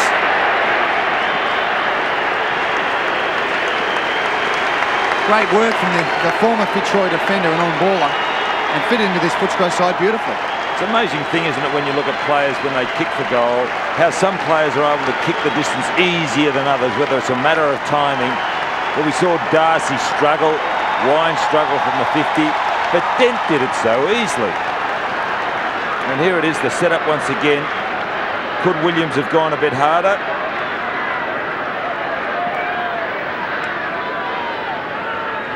Now it's a bit of a handy break for the Western Bulldogs, who continue to carry all before them in 97. Grant, brilliant. Hand pass to Smith. Mighty raking kick by Smith. Darcy. Lane. A snap by Tyson Lane.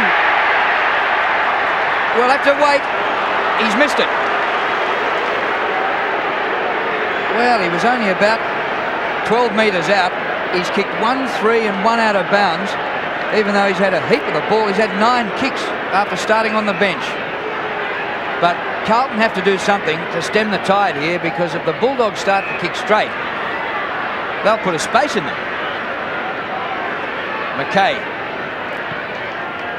Towards the wing outer side. Koutafidis with all the height, but the man in front, Dent, who kicked the last goal, takes a fine mark. Here's Lane again. I reckon he'll be in the starting 18 next week. To the goal square. Oh! Chris Grant!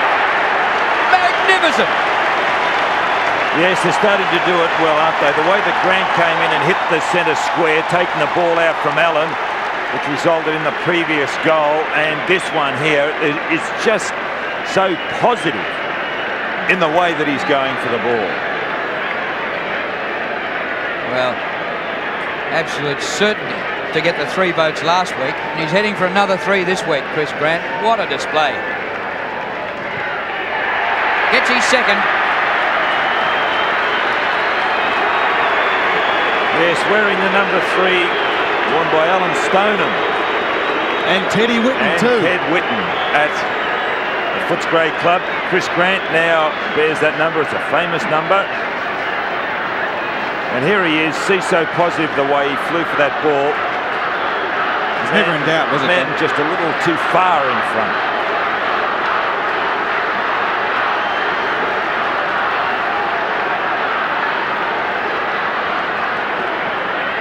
A couple of quick goals in this third term to the Bulldogs, extending their lead to 20 points. Worrying times for the Carlton side. They need to break back, and they need to break back quickly. Bradley overruns the ball. Jose Romero again on top of it with Liberatore on top of Ratton, as Carlton look to make a desperate change. Murphy looking for more drive, maybe out of the midfield or up half forward. As the Carlton Brains Trust looking, reshuffling their side around. They've got Spalding in the ruck against Darcy. A whistle against Darcy for maybe too high against Spalding. Not a lot of movement. They've got Coonahan moving. Aaron Hamill out of the pocket. He elects for the latter. Hamill, the big leap needed. It's sandwiched in between two Bulldogs opponents. Ratton unable to get the ball. Now the Bulldogs trying to shuffle it forward, gaining valuable metres. Bradley calling for holding the ball. Russell, I'm just looking for a reason why, and it's those middle-sized players. There's one, Craig Bradley, getting up, being well held, but all of those middle-sized players of the Carlton side are the problem. They're just not winning the ball, Drew. Yeah, look, I think it's on. Also, there's a lot of pace factor as well. Like Liberatore, sure, he's not overly fast, but just his perseverance. So Dimartina's running, probably too quick for Williams at present. There's a ball now up on the Carlton forward line. Hits the turf off the ground. Croft, disciplined stuff. In front, West driven into the ground. Play on. Dimartina tries to break the ball away. Johnson, pace. That's what it's all about, Scotty. Brad Johnson out of that half-back line. Long kick. The Crummers, Darcy. Crude tackle on Matthew Hogg, and the free kick will be paid to him. Yeah, too high, way too high. I've never seen this man play a bad game. He always has a go. Premiership player. Hogg kicking long, looking for Kernahan over his head. Croft doing a good job. Wirra, tough little nuggety back pocketer, recruited from Fremantle. So he's fitted into the Bulldogs side well. Brad Wirra, missing a couple of games from suspension. But they all desperate to play. They love playing with the Bulldogs. Commitment, their heart's in it. Koutafidis in front of Credial, gets the tap down. Ratton is not allowed daylight from Liberatore. He hasn't let him have a sniff of the leather. Now a chance for the Carlton side. Whitehead, pressure. Great harassment from Johnson, allowing the ball to go over the line. The Carlton side are not allowed to have any time to themselves as Earl Spalding gets a rest. And Dipper, you got some news for us? Yes, Russell, just on the half-back line down here for the Western Bulldogs. At all times, there's always 2 or 3 players helping out. That's one of the reasons why the ball is coming out of that forward line for Carlton so easily. Well, they've got the ball, but they're going backwards. Sexton eventually out wide. Beaumont inside the 50. Chance for Hamill. He's met by Dimartina. Well done, Dimmer. Southern. Perfect kick. Darcy, 15 metres in the clear. Bit slow. Smith is not slow. Rowan Smith. He can kill you from here. To full forward. Lane. Interfered. Gave away the free kick. Luke O'Sullivan must be off the ground. I haven't seen him for a long time. Yeah, he's been benched for a long time. Here's Adrian Hickmott. Had such a superb game in Perth last week. Pretty quiet today. 9 possessions. McKay, Manton. 17 scoring shots to 7. Carlton getting chopped up here. But the margin only 20 points. The Blues are close enough. Allen. Murphy waits at the back. Chance for Murphy, number 18. Goes to ground in the tackle. Ellis says, well, Ellis gave the decision for the umpire, and that's right in front of the social club. What for, he said. You're dead right. I'd be asking the question too. Pinged him for holding the ball. Kick by Ellis to centre wing. Grant, Manton beat him to it. Just a point on that, Scotty. How could he have gotten rid of that? There were 10 players around him. Well, just watch this on replay now. Here he is. He traps it. How does he get rid of it? Where's he going to put it? Well, that's a ridiculous free kick. I mean, gee. Unbelievable. As Greg Williams is driven into the turf. No free kick. There is umpire Andrew Coates not allowing the advantage. So the Carlton side probably... That is an unbelievably soft free kick. The raw end of the stick here. Maybe it was the payback, but really it's the timing and where they're given. As Williams kick floater makes it very difficult to mark those, and also easier for the opponents to put pressure on the Carlton forwards. Whitehead Desperate to Williams now from 55. Oh, well hooks it done. round. Great vision from Williams. That is magnificent. Murphy lets him down, concedes 25 metres. Still maybe rattled from that previous free kick. Now it's the Bulldogs. Hudson onto lane, running away from Hickmont. Kicks into a vacant goal square area. And Manton will take an easy mark for the Carlton side. That kick by Greg Williams was really sensational. Great atmosphere here. It's a full house. There's not a spare seat at Optus Oval. And the Blues haven't got it all their own way as far as the support is concerned. Bulldogs had plenty of support. West finds Grant. Grant wide to Darcy. He can kick this. Luke Darcy. Beautiful.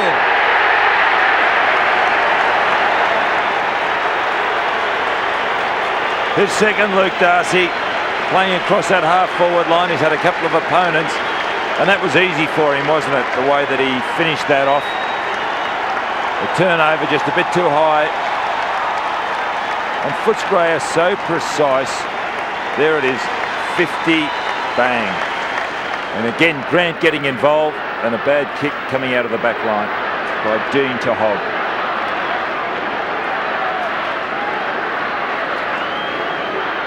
It's all the Bulldogs here at Optus Oval. They've kicked 3 unanswered goals in this third term. They now lead by 26 points. Carlton are in a lot of trouble as umpire McKenzie gets in the road of Matty Allen. Bulldogs forward line again.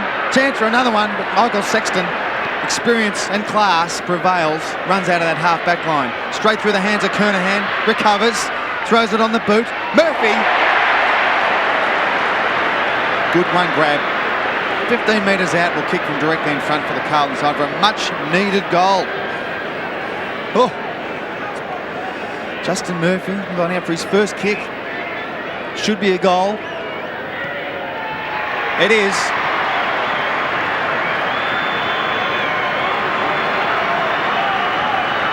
His first kick, first goal for the game. Back to 20 points. Well, he missed an easy chest mark earlier. Here's Sexton on the break. And Murphy missed an easier one earlier as he comes onto that. Kernahan.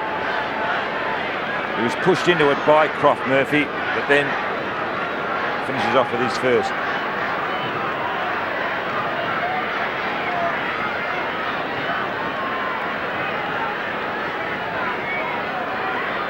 Midway through the third quarter, and the margin back to 20 points.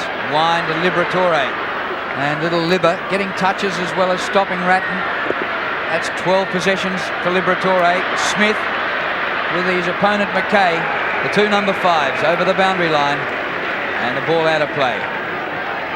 Rowan Smith, his form, won the nod from the Victorian selectors. Played with the big V. Now 2 14s go at it. Here's Smith. Left-hand hand pass. Johnson, Hudson.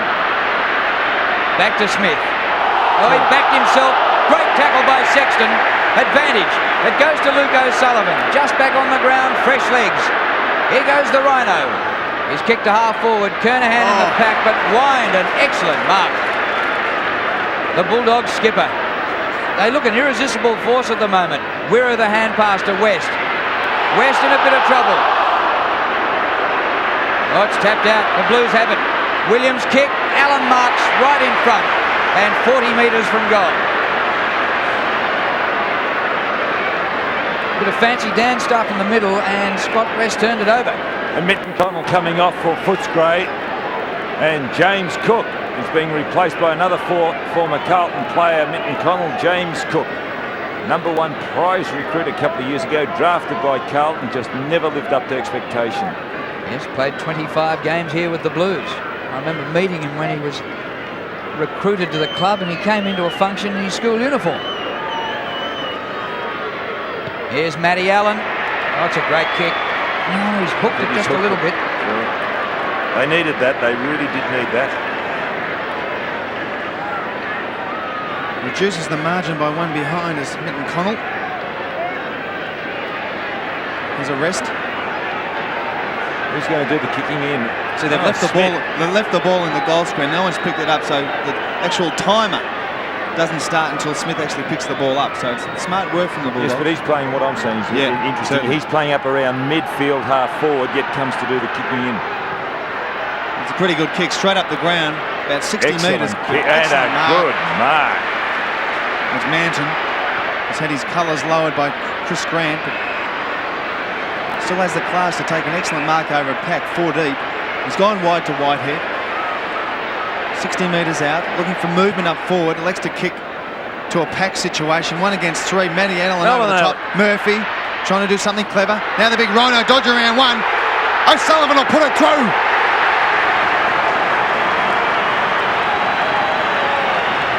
Well, the Blues are back in town, kicking their 7th. It's a cruel game, football, isn't it, that the Western Bulldogs could dominate the way they have been, and yet they're really not finishing off. 18 shots to 10, and O'Sullivan with his explosiveness in his game and execute that dodge very, very well.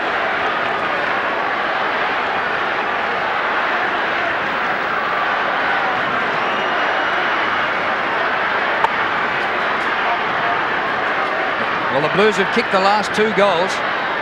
The margin had slipped out to 26 points. Thump forward out of the middle again.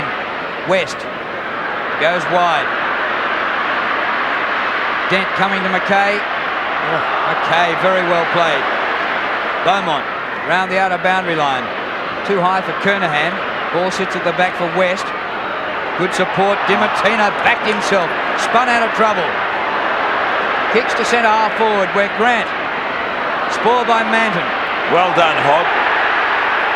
Hudson comes up with the footy. Darcy, a good hand pass wide. Just didn't quite hit the target. Wirra. Good well done, O'Sullivan. Having a good patch. Oh, look at the gaps. Williams. Here's Allen. Williams. Here comes Dimartino, but too late. Williams putting a bit of an act on. There's no free kick in that. No, didn't even hit his head. Oh, nice little left. Well, the Blues love coming down to that Heatley stand end with the social club and the baying mob following them. Now it's happening for them in the 3rd quarter today, because when Scott Wine won the toss, he elected to go to the left-hand end in the 1st quarter. So the Blues will be going to the left-hand end in the last. So I reckon they might need a lead by 3/4 time.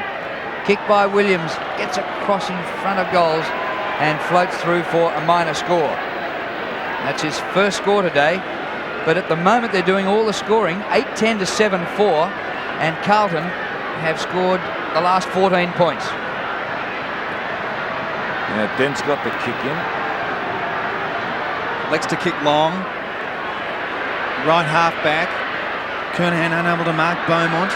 Good recovery. Oh, Bradley took it off his boot. Off his boot. Might have hurt his knee or jarred his knee in some way, but back into the Carlton forward line. The big high flyers was Hamill. Keeping his feet and composure was Dimartino, running up half back. Likes to have a bounce. Kicks long. But Romero and Bradley both been very close to each other. Bradley clever. Great second effort from Romero. Just a little touch. Excellent work from Jose. Hudson now putting Rowan Smith into the play. Smith can run into a goal if he can get around this bloke. He does. Can steady. Open goal. Bulldogs, another one.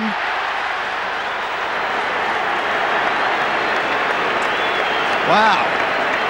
Now, this is a great example of speed, and if you've really got momentum up, it is very, very hard to stop somebody that is moving at the speed of which Smith is here. Now, here's Smith running onto the ball. Watch this. And there's this, he breaks it, see, just through sheer speed, gets away. But what about Romero's tackle? I mean, Bradley was running away, second effort, and just a little touch, unbalanced him, the ball hit the turf, threw the handball away. That's his goal, Romero. Excellent effort. Crucial steadier for the Western Bulldogs. 5.5 minutes to 3/4 time, and they lead 64 to 46. Liberatore out of the middle. Wide for Cook. Grant peels off him. Cook tries to go over his head to Chris Grant, but missed with the hand pass. Manton to Dean. Ratton goes very wide, and Williams just inside the line. Not a popular player. I don't know why. He hasn't done anything today to upset the crowd. He's pretty much got the hoots of every opposition crowd since the court case, and he overturned his 9-week suspension in the courts. Now here's Ellis, back on centre wing.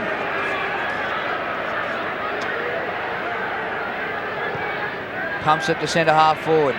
Drops a little bit short of Grant. Ratton the mark. Camporelli on the run. Murphy. Tapped on by Wine. Kutafides been pretty quiet. Murphy again. 35 metres out. Whitehead's running on for him, but no, he's going to have a shot.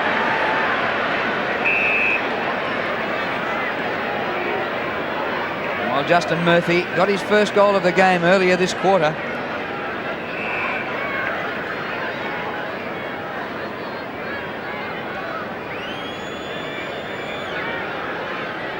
This to make it a 2-kick game. He's got it.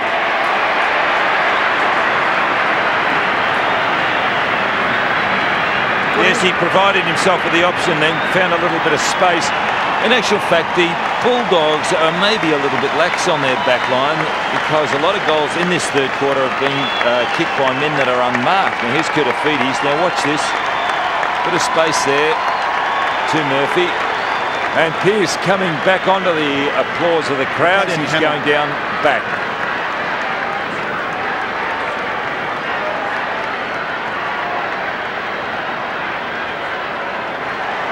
The Bulldogs leads by 2 goals. Justin Murphy's come on the ground this third term, kicking 2 telling goals for the Carlton side. They led by 26 points at some stage through this quarter. Now the Blues are back in it thanks to Justin Murphy. A couple of quick goals. Pearce is going down to the forward line. Russell's been picked up by Matthew Dent, his original opponent. Well, Luke O'Sullivan's kicked one in this term. Dent for the Bulldogs, and Darcy, Smith and Grant, goal kickers in this third term for the Bulldogs. And by Dennis Rich bounces the ball centre half forward for Carlton. Ellis, standing kick. Matthew Hogg, desperate stuff, looked to overrun it, but then wouldn't let the ball pass him with a nice timely fist. McKay's caught. Now Rowan Smith, dual goal kicker for the Bulldogs. Off the screen, it's too slow. Caught by the great tackle from O'Sullivan. Credial gets another chance to Johnson, under pressure. Darcy all on his own, can run into an open goal and kick from 50. Elects to have a shot, it's wide. Cook in front. Cook takes an easy mark. 1 against 2. Maybe the sun a problem then, but it didn't affect Cook. But you just wonder why the Carlton defenders just did not make more of an effort. I think that's exactly what David Parkin was asking, the same question. It's James Cook will line up very, very tight angle, deep in that left forward pocket. He's an excellent kick over distance, Cook. I don't know what his accuracy is like. He will run around, but the Carlton have Peter Dean waiting on the side, just ready to put him off. Off he goes, hooks it round. Excellent kick from Cook. Great goal. Gee, that really was well done. Really well done. Deliberate shot, and he had Dean running straight at him, still remained composed, and put that over the left. That was just an excellent piece of football. Well done, James Cook. Here it is, the mark. Could have been a better effort from those Carlton defenders. If we get a shot of this goal. Now look at this goal. Excellent. There it is. Now Dean's running, but he's still put it through.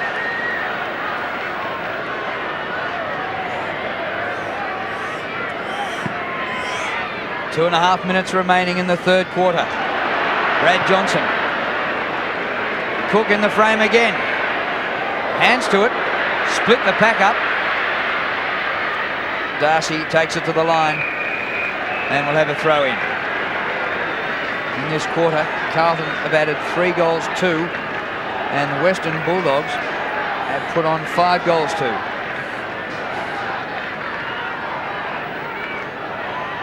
Three straight kicks the difference. Camporelli bumbles one along the line, looking for out of bounds and finds it. half-back flank for the Blues.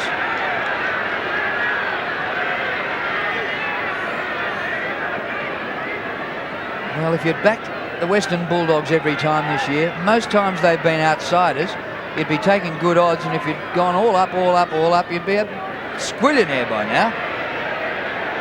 They keep defying the critics. Grant's kick. Chance here. Dimatina centres. Cook!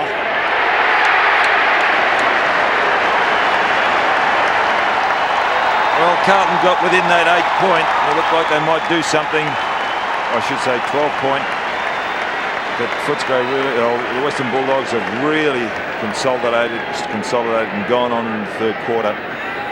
Just the vision, Don, of Dimatina. They're running into the pocket. Could have had well, a they do shot centre for the goal, and every Oh. time, if we saw Minton Connell earlier, he centred the ball across to Darcy in the first quarter. Couldn't get regular games at Carlton, and he's now helping to bury them. James Cook.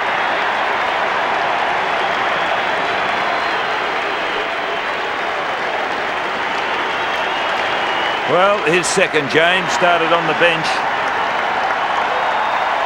And I suppose one could say that Stephen Silvani is being missed because he can play either at full forward, on the forward line, or at full back. And here it is, the centre, chips it across. Excellent effort by the captain. Well, it's broken out again to a 24-point lead to the Bulldogs. They led by 6 points at half-time. Broke away to a 26-point lead. Carlton got back to within 2 goals. Now it's, again, 24 points. Camporelli's wrapped up by Grant. Scotty West out of the centre for the Bulldogs again into the forward line. Another thrust. Hickmont under pressure. Forced to kick quickly. Allowing Rowan Smith time to shoot for a pinpoint pass, but just missing the outstretched arms. Their skill is so good. And they're getting the ball so well out of the centre. 13-8 out of the centre for Western Bulldogs. Cook's only played his 36th game and his 6th for the year. And those 2 goals taking his tally for the season to 9. Hogg held without the ball by Hudson. Now Lane off to Johnson. Looking for the mercurial Grant. Dummies on the left boot. Is it a miracle goal? It isn't. 2 goals, 2 to Chris Grant. Showed his mobility and his skill by going onto the left foot. Had a sensational day, coming off a 30-possession game against St Kilda. 21 possessions, not even three-quarter time, and 6 marks. Yes, 15 kicks, and nobody on the ground has had any more kicks than that. Chris Grant, absolutely phenomenal. Koutafidis to Camporelli. Half forward, Pearce. Allen playing the role of a rover. With him the other rover, Wine. And there's a real rover size, Libber. Back he goes to Southern. Distance with the kick. Sexton camped underneath it. Good mark. Short to Ratton. He juggled the mark. Libber arrived on the scene. Smith, just like last week, he's swooping on everything. Johnson. Hudson.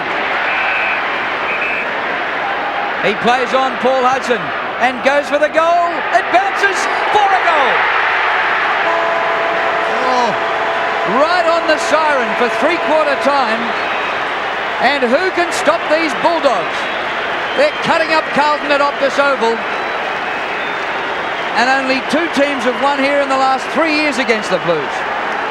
What a great effort, Drew. Like their runners like Smith and Johnson, they're coming off State of Origin games in which they played excellent efforts there. Who can stop Grant? Scotty Wind in half, running across as the loose man, Ruckman taking marks. Dimatina showing Greg Williams a clean pair of heels. Like the Bulldogs are just showing all teams in this competition how to play football. They're sitting on top of the ladder and they are pumped. Terry Wallace, Brian Royal, experience there, like Wallace with 3 clubs, 3 best and fairest with Hawthorn, and what an excellent effort from the Bulldogs. At 3/4 time, Western Bulldogs 12-11-83, lead Carlton 8-4-52. And of course all the Blue Stars playing, and that's Saturday, July 26, not Sunday as we announced earlier. So make sure you get your tickets for 132-849, Saturday the 26th of July. It will be a sellout. Fantastic game between Carlton and North Melbourne. And also Rowan Welsh is a new signing company, New Generation Signage. So for all your signage, the new company, it's called the New Generation Signage Company, and you can contact Rowan on 9841-6455. That's for all your signage needs. It's the New Generation Signage. And also, as we've been running at Optus Oval all season, we have the Coca-Cola squeeze bottle promotion, and today's winning number is B10958. B10958. You've won the Tommy Sharon, signed by today's captains, and you can go and pick that up at the social club receptions. B10958, and don't remember Coca-Cola. Live football, live Coke.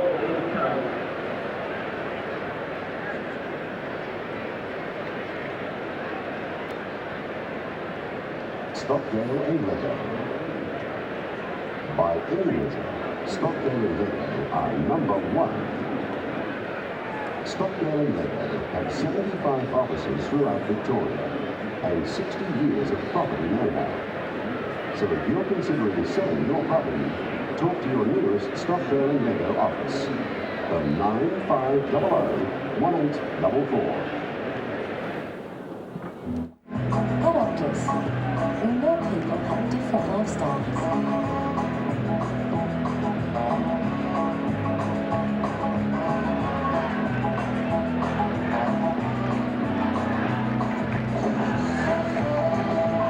That's why we've developed a range of mobile phone packages called Optus Freestyle.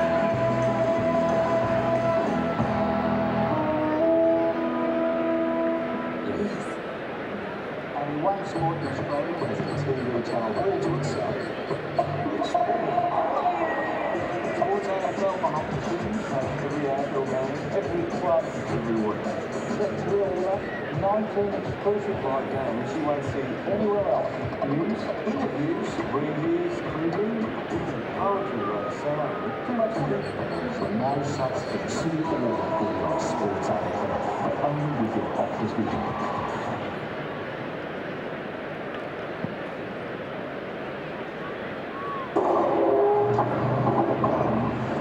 So can you explain this skittles free thing to me? Well, that just means you can get new tyres now and not pay a cent for 3 months. And it's available on our entire range of tyres. I'll have a couple of new tyres for the Trojan. Yeah, sounds like a fair swap to me. 6 months interest free now available. Call 132381 for your nearest Pro Repair.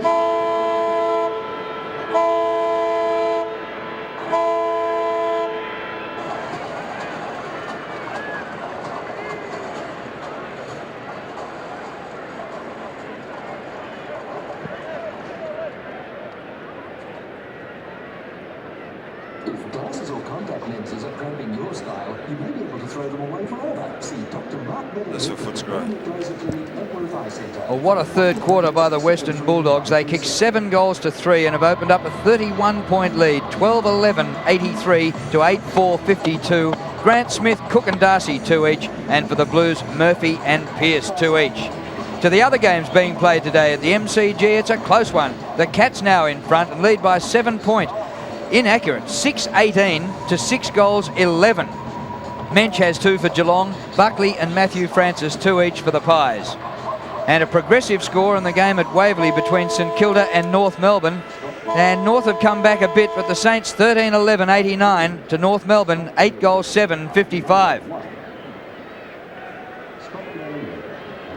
Now here's David Parkin addressing the Blues at 3/4 time. Talk about the veins sticking out on the coach's face. Have a look at David Parkin here. Their season is on the line. It's incredible. Last week they beat the Eagles in Perth, but at the moment they're heading for their 3rd loss in 5 games. And the other losses have been to Port Adelaide and St Kilda. So the Blues, just 18 months ago, they were regarded as the best team for years and years when they won the flag. They've gone backwards pretty quickly since then. Dipper on the boundary line. Yeah, thanks very much, Drew. Well, David Parker, who just asked his middle line players, such as Ratton, Bradley and Koutafidis and this sort of players to get up and help Matthew Allen, who's certainly doing well on the ruck against Scotty Wine. But once the ball comes down, of course, Western Bulldogs are winning the ball quite easily out of the middle. On the other side, I mean, Terry Wallace doesn't have to say much to his players. Ramiro and Liberatore and Dimartino, they seem to be the heartbeat in the hole over there, and ask the big fellas to continue on. And they do believe that they are fitter than Carlton, and they said, let's run them down to the ground.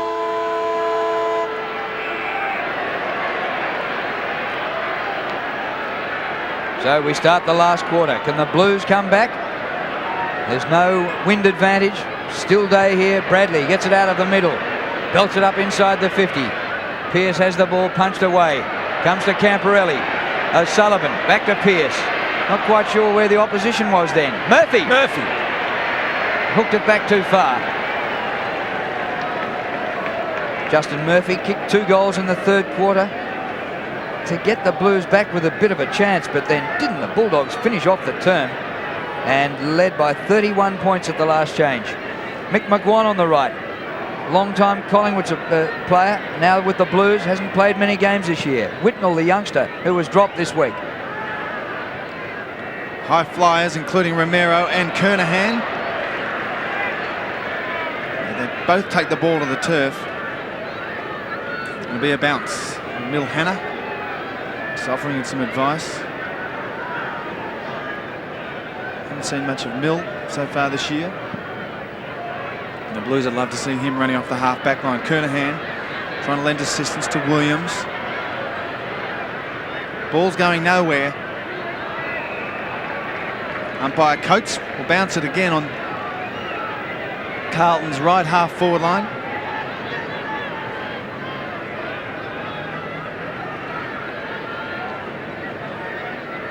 Bulldogs by 30 points. Clean punch. Advantage to no one. A couple of weeks ago, the Blues did mount a charge against St Kilda. They were well out of the game, and they kicked 8 goals to nothing at one stage in the last quarter to almost pinch it.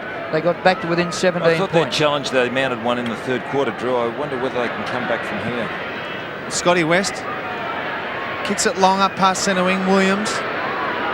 If anyone's going to have an influence on the game, it's Greg Williams today, though. Paul DiMartino's had an excellent game on him. Aaron Hamill spent a bit of time on the bench in that third term. Kicks long, looking for Sexton. There is a move for Carlton with Michael Sexton following Darcy or moving down towards that forward line. Nearly the identical position in which he kicked his goal just at half time. Michael Sexton, and he's also kicking to this end. He's already kicked the 1 goal. It just scraped in. Can he make a better fist this time? Well, it's kind of 30 points the difference. That's a high ball. Won't make the distance. Murphy in front. Good punch. And it'll be a rush behind by Scotty West for the Bulldogs. Margin to 29 points. 2 behinds in this final term. We've only played a couple of minutes. But Carlton have it in front of them. There's Rowan Smith again.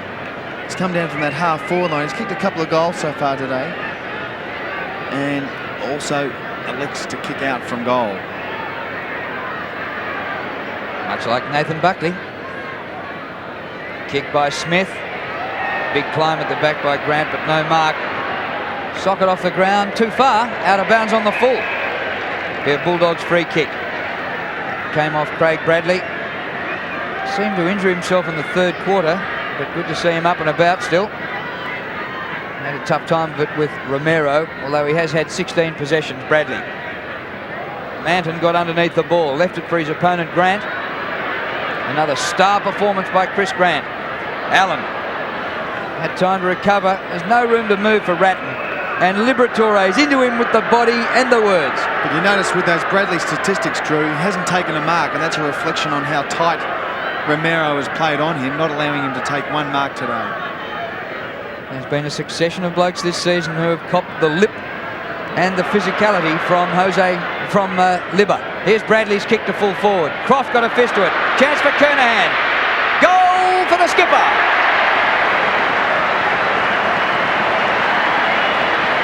Kernahan's second. Yes, his second, Drew. You're dead right. He did it so well, didn't he? But 23 points behind, it's quite a margin, but not impossible. But they really have got to get something going. Murphy really content on the man, instead of going really for the ball. May have been held a little bit, but very well done by Stephen Kernahan, holding the ball across the body and snapping for his second.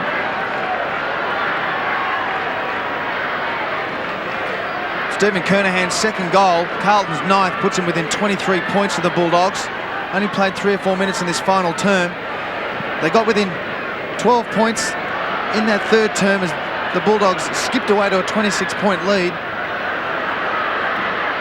Sexton and Dimatina grabbed without the ball. Umpire McKenzie says, yes, you are being held. Paul Dimatina, you will take the free kick, left half forward for the Bulldogs. Doesn't want to waste any time. He's got the leading Cook.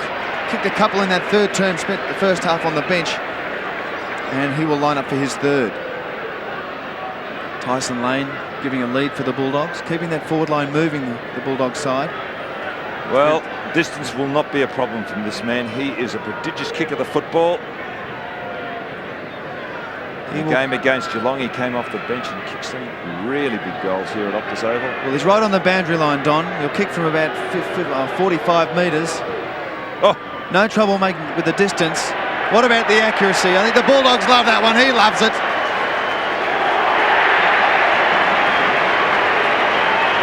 What a great sausage roll from James Cook. That's his third, and he came off the bench too. I think he came off the bench in the third quarter. Yeah. Is that right? 3 goals in that three second half. goals. I mean, he's just too quick there. Good lead. Well, but that is an excellent kick. Look, the angle very acute, and that ball just kept on rising as it went through. It was a beautiful kick. We can see a jubilant James Cook. 3 marks, 3 kicks, 3 goals. Margin back to 29. That was a goal the Blues didn't want, and it came from a former Blue, James Cook. Liberatore out to Johnson. Darcy on a wide lead. Sexton, the 2 14s now on each other. Sexton started on Grant, and even Michael Sexton couldn't hold him. Dent a good punch, but straight to Kernahan. Murphy leads. Poor kick by Kernahan. Shocking. Straight onto the chest of Wirra. It was meant for the leading Murphy. West. Johnson.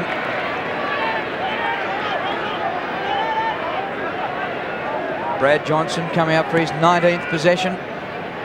Here's Grant. Spoiled by Manton. Manton might have slowed his progress just a little bit, but only marginally. Grant, 6 marks, 22 possessions. Another great day.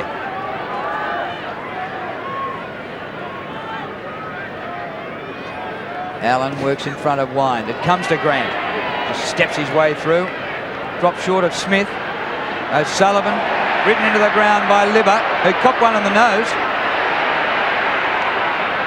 Manton, Camporelli, on his own Williams. Chance for the Blues to set up something. Kick by Williams for Kernahan. Oh.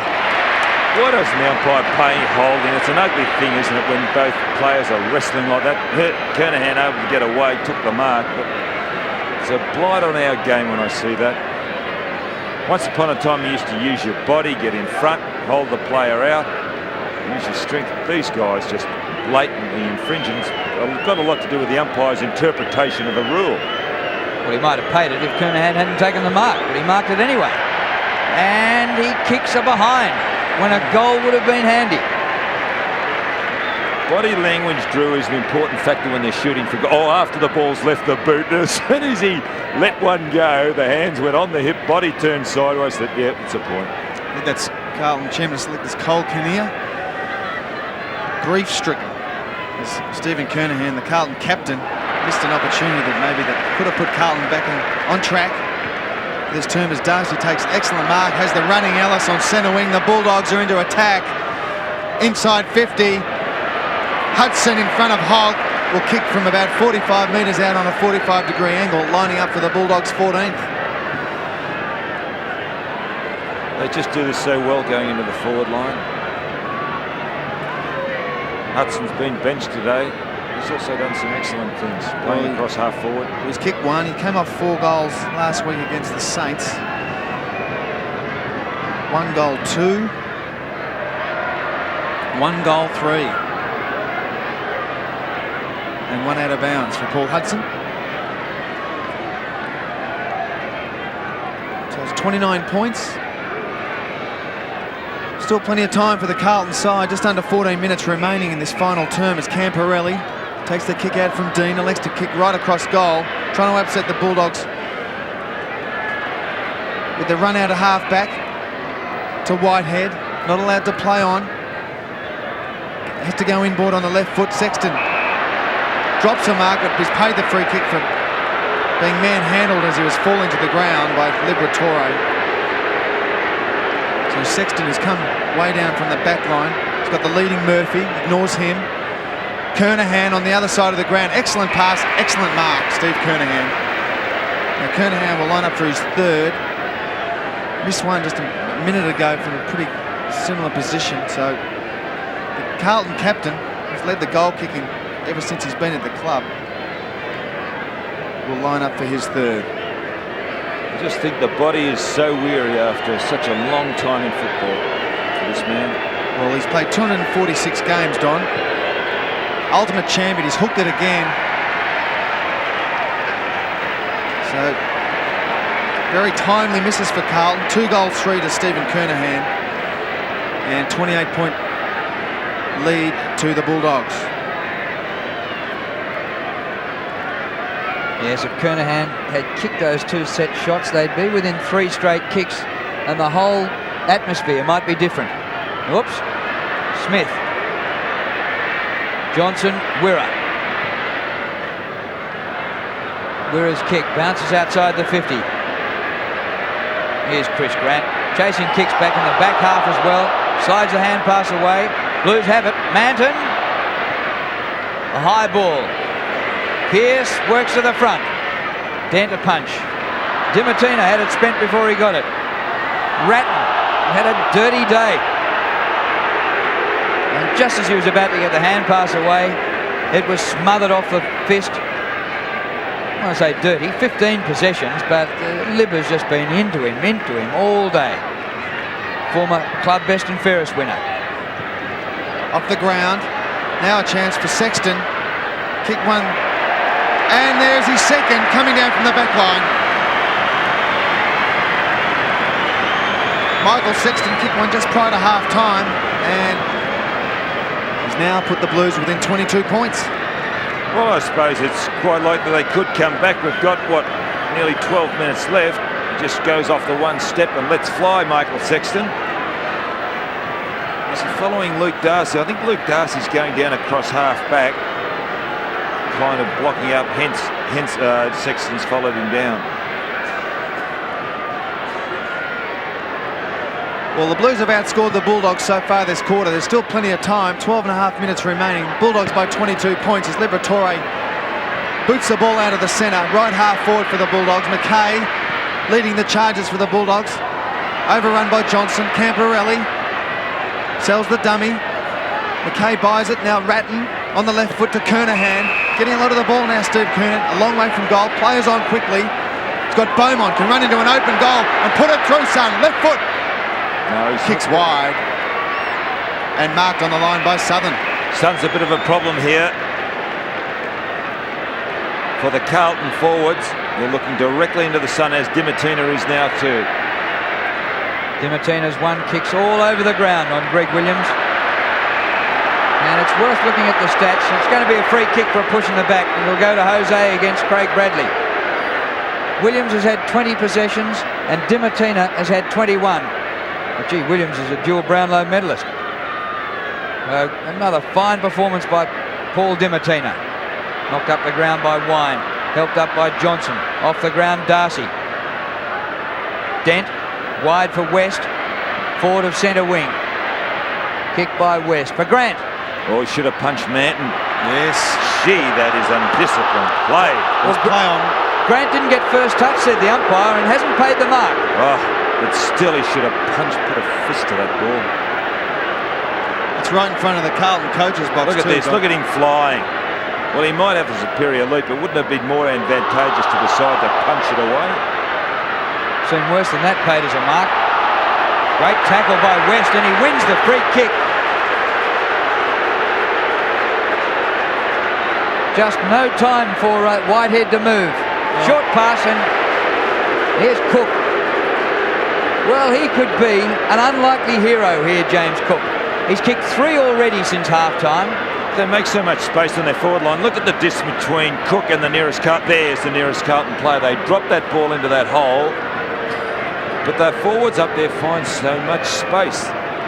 Their fellow teammates play well up the ground, which allows or creates that hole and space in which these forwards on the full forward line are able to lead. Carlton won him from Tasmania with a draft swap. And now he's gone to the opposition, and he's driving a big nail into the Blues. That's 4 goals to James Cook.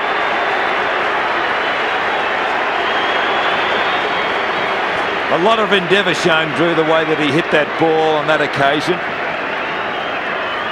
Jeez, and he has shown it in this second half since coming on.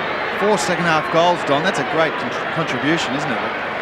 Especially sitting on the bench for the first half. But isn't he a booming kick? He is a big kick of the ball.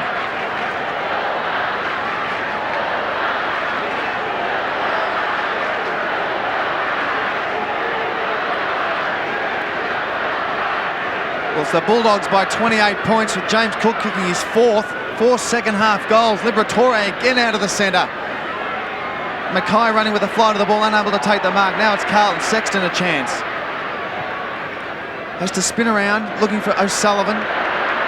Good interception from Wirra. Great tackle by the Bulldogs. Chris Grant from centre-half forward, allowing Wirra now time to bring Dimatina. Unlucky bounce, or unkind bounce, at least Beaumont. Ends up in O'Sullivan's hands. Not a lot of options up forward. Has to bomb it, looking for Kernahan. And Steve Kernahan doesn't let him down, takes a chest mark. Big Sticks looking for Cooter. Oh, he was pushed out. Prediok put an arm into, a hand into Koutafiti's back and not penalised. It was right in front of umpire Dennis Rich, and he deemed that. Well done, Ellis. Excellent. Running with the fly to the ball, Ellis takes a strong mark, courageous mark. Bulldogs by 28 points. They meet Brisbane next week at Optus Oval on Saturday. Currently sitting on top of the ladder, and also with Leon Cameron to come back in the side, they're going to be a formidable task to beat them coming into the finals. Good punch from McKay. Allen now to Ratton. Left foot. In front was the Bulldog defender in Southern. Now it's Dent. Bit of time. Wrapped up by Murphy. Looking for holding the ball, the Carlton side. Umpire Dennis Rich says, no, give it to me, I'll bounce it. The Blues face Melbourne next week at the G. Currently sitting 10th, 7 wins. Now staring down a 7th loss. So a very even competition here in 1997. The ladder changing weekly, but the Bulldogs are not going to be tipped off this top spot. And they're having a terrific run with injury too. Yeah. And that's the name of the game now. If you can keep your list together, you've got a real advantage. Well, Terry Wallace is coach. 24 games, 12 wins, if they win this, of course, and 11 losses. So pretty good stats so far as Williams gives it to Anstey. Looks to go inboard. Disciplined work from the Carlton youngster. Looking for Murphy, unable to take the mark. Good defensive work. Now Murphy, standing start, puts it through for the Blues. His 3rd goal, Justin Murphy. He flew initially. The ball was centred deep from that pocket. It's quite a ploy by Carlton to do that, opening up the face of goal. And here's Williams across to Anstey, and Anstey in turn playing team rule football. Hamill battles quickly. Slick handball out. Murphy his 3rd.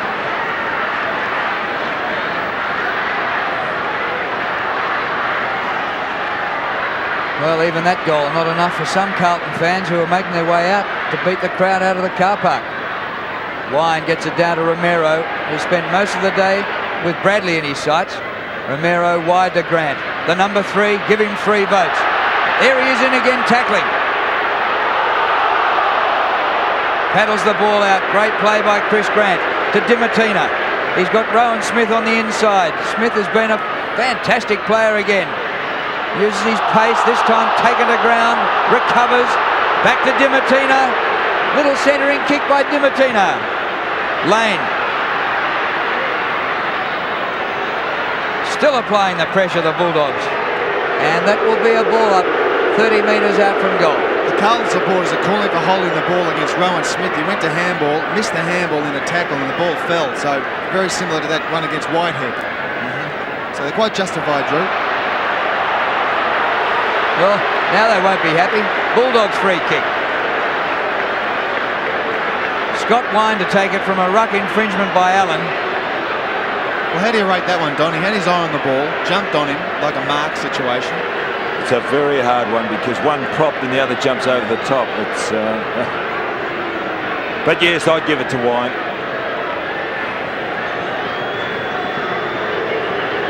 Quite achieving captain. Across the face. And just over the line, throw in. Right next to the behind post.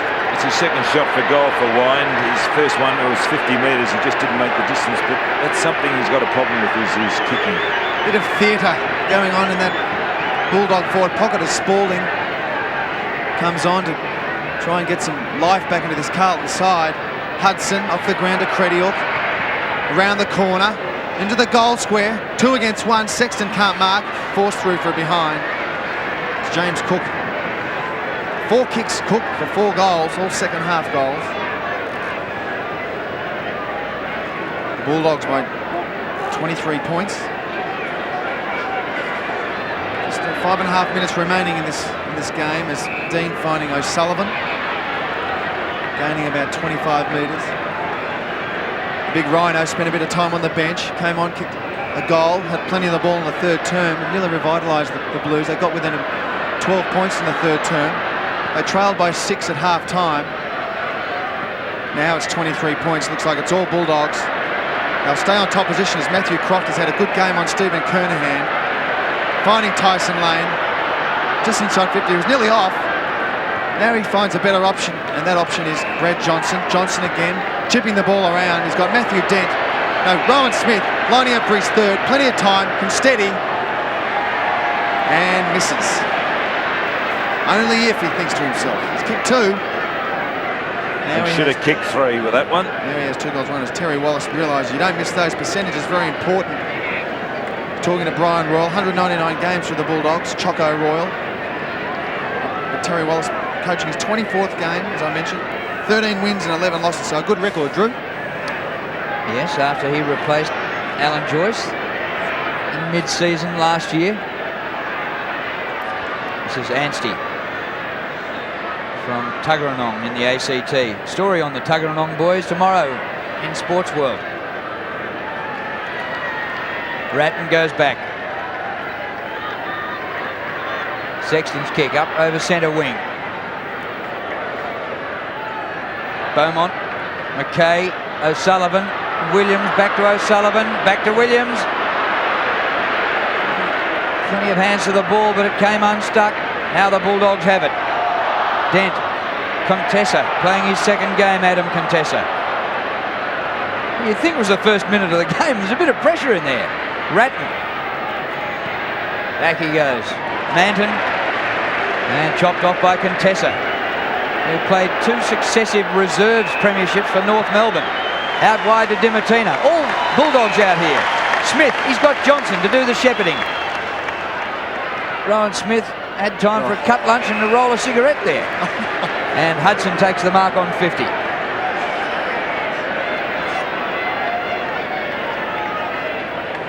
Hudson, 1 goal, 3 and 1 out of bounds today. Here's Grant. Donnie, you mentioned that space in the Bulldogs forward line there. Just too much space for them. Carlton's liking us.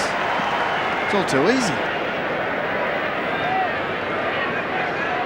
Well, we've got a Captain Cook down there who's kicked 4 goals from 4 kicks.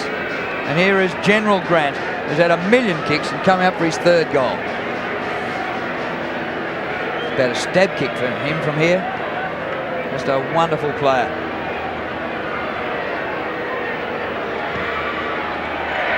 Not a problem. His third goal, 3 goals too. But he does move around a lot. He was coming up from the half-back line earlier, only 5 minutes ago, but here he is at the full forward position. So he's really moving around that ground. Maybe they've got a bit of a license, Footscray players, but they certainly do create space on the forward line. That is their big feature, plus their pinpoint accuracy by foot passing. Well, the Bulldogs by 30 points. They led by 31 at three-quarter time. But a lot of credit must go to the Liberatores, Romeros, Chris Grants, Rowan Smith, Dimatinos. These guys sort of rejects at some stage of their life, and they've just absolutely demoralised the Blues out of defence again. Look at this Grant underneath Hickmont, just showing them how it's all done. There's a new tradition being built up here. The Carlton fans are streaming out in their droves, and you don't see that often at Optus Oval. Well, 32,000, Drew. I think half of them would be Bulldog supporters. Obviously not the ones leaving, but very vocal here. Scott Wine is an excellent captain's game to Scott West now. On the boot, Darcy. They spoil each other, Darcy and Johnson. Great tackle on Hickmont. Still the pressure's there from the Bulldogs forwards as Johnson attempts to scoop the ball off the ground with his boot. We're counting down, just a couple of minutes remaining, but the plaudits can't be greater for the Bulldog side. Tyson Lane spent a lot of time in the reserves over the past couple of years. Norwich Rising Star nomination in '95. Kicked poorly, but he got the ball, provided options in the forward line for the Bulldogs. Johnson, another Terrier. There goes Grant again, missed the ball on his way through, and Adam Contessa too high against Hickmont, and the free kick will go to the Blues defender. O'Sullivan running out of the half-back line, throws it on the boot. Kernahan hasn't stopped trying, but the old age has caught up with Sticks under a lot of pressure. Missed a couple of vital shots in this term. Could have put Carlton within 3 straight kicks, but you can't lay any blame on Kernahan. He's always held his hand up for the Carlton side. Liberatore onto Dimartino. We've called that about 50 times so far today. Dimartino inside 50. Hogg using his body, brings it to the ground. McKay to Sexton. Had his fair share of trouble. Started on Grant, taken off him. Kicked a couple of goals coming down from the half-back line. Sexton on Darcy. Now Smith, one of the many Bulldogs players to have a lot of possessions. Off to Dent has been good. Dent had a couple of kicked on him by Pearce in the first term, but regrouped. Now Manton, disappointing day for him so far. He's been up against one of the best players in the league in Chris Grant, and maybe a Brownlow favourite this year. He hasn't been reported. Drew, is he, Chris Grant? Yeah, he got a week. Got a week, so he might do a McKernan. He might nearly win the medal and lose it. There he is, Chris Grant. He's had a sensational day. 18 kicks, 8 handballs and 7 marks, and kicked 3 goals from centre-half forward. Teddy Whitten would be loving this. I'm sure he's looking down, watching Grant wearing his number 3 and thinking the Bulldogs are on top and have just destroyed the Carlton side at Optus Oval. Yes, only Sydney, Geelong and now the Bulldogs have beaten Carlton here in the last 3 years. Tapped on by Hamill, the whistle's gone. It's going to be a Bulldogs free kick. Going to Craig Ellis. In the last 30 seconds of the game, and the Bulldogs lead by 30 points. Can they get another one? Johnson goes the short pass to Darcy. Well done by Darcy. Gets the ball up to Smith. He is quick. Puts it out in front. Chance for Grant. And again, Chris Grant. Well, this will be a magnificent way to finish the game. Smith to Grant for a goal. What a victory by the Western Bulldogs. And you can make a case for Grant and Smith to get the 3 votes and 2 votes. And here they were, featuring in the final passage of play. Chris Grant going for goal number 4 to seal a 6-goal victory over the Blues. Yes, sir.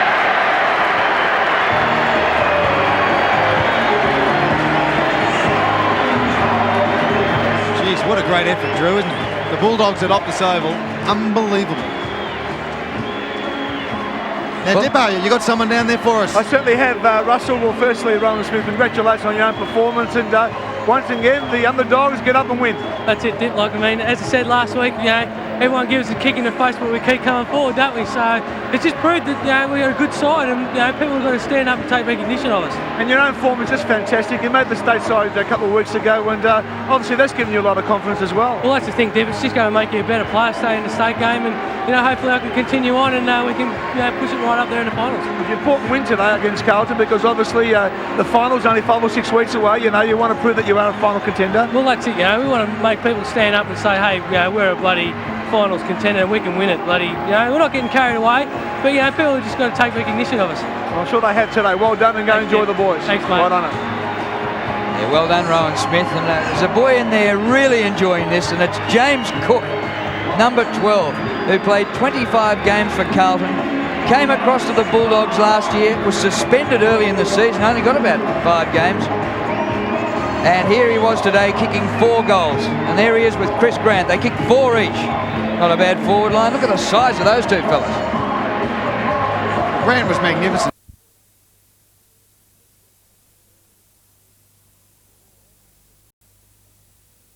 Man was punched just after. And it'll be a throw-in. The ruck duel has been fascinating. Steins and Scott Wine probably both almost in the votes. Not that I'm giving them. Terry Wheeler will be adjudicating on that. There's Wine, the big fist around centre wing. Seacamp. Not all that good on the left hand, Seacamp. But he's a greatly improved player. He's got terrific application. He's on his former teammate Richard Osborne. So Steins again and Wine. Wine won it with the left hand. Umpire calling play on. Peter Krul goes to ground, keeps it into Liberatore, and Little Libba puts it out in the full. Funny game, Libba. He started like an absolute rocket. He's had now just 15 possessions, but I reckon in the first 15 minutes he'd had 10. Dyson. Melbourne, 6 goals, 15. 21 scoring shots to 15, but they're behind by 4 points. Grant claims the mark, no mark doing. The umpire comes in and will ball it up. We've had some inaccurate kicking, mainly by the Demons. In the third quarter, they kicked 3 goals, 7. Glenn Lovett. The pressure in this game has befitted teams 7th and 8th on the ladder, and vital are the 4 premiership points. Out of bounds it goes. Melbourne's left half forward again. So Neitz is going back to do the ruck work against Chris Grant. The 2 ruckmen are on centre wing playing on each other. Neitz did that well, but he gave it straight to West. Here's the ruckman we were talking about, but too quick for Wine then was Steins. Steins has been absolutely terrific. 9 marks, 25 disposals this will be. Wine, 5 marks, 11. So Jimmy Steins towards Neitz. Grant almost a mark, not paid. And umpire will bounce it again. And they were forced to move. Alan Joyce was forced to move Grant onto Neitz, because Neitz looked like taking over Terry in that third term. Yes, he did. And he does it so very well in here, Grant. Footscray free kick, and listen to the locals. They wanted that one. Freeze at 21 to Footscray, 14 to Melbourne. It was 9-1 early in favour of Footscray, and they were still booing. Grant, half back to half forward. Primke drops a mark. Glenn Lovett for the Demons with the Andrew Jarman haircut. Walks the ball over the boundary line, and another throw-in. So in actual fact, this last quarter hasn't got going yet. There's been no score at all. We've been playing 4 minutes. I reckon we've had 22 ball-ups and 13 boundary throw-ins. Scott Wine, a quick kick down the direction of Sexton. Sexton props. Well played, Ben Sexton. Onto the left foot, blazes away, and has kicked the behind to the relief of the Melbourne players and their supporters. Sexton just needed to control that left footer a little bit more. He found enough space and could have steadied. I think perhaps he just tried to hit it a little bit too hard. Well, he's kicked 3 out of Footscray's 8, and the goal scorers for Melbourne Lions kicked 2, and Sean Smith's kicked 2. Well, they're the major goal kickers anyway. Hilton shares it with Cowell, and now to Gasper. South Fremantle recruit. Kick down the boundary line. Steins caught behind, but he does the punching in the direction of Uze. Uze applies the tackle on Quill. It spills. Lamprell for Melbourne. Obst. Kicked by Obst. Just over the wing. Ball's not travelling very far in this quarter. Dyson, you're gone. With the ball held to him. Another baller. Kevin Dyson's been strong right throughout, as he now gives the ball to umpire Westgarth, who once again throws it up.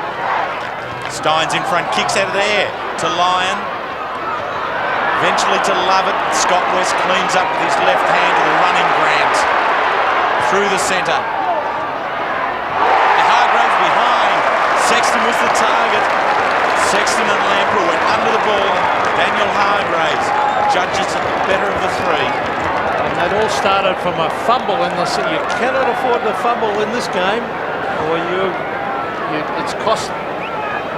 Hargraves has had only 3 kicks for the day. He started off like a rocket early. He took a couple of quick marks, didn't he, early in the game? So Hargraves already having kicked 1 goal, quite deliberately. And has kicked a second.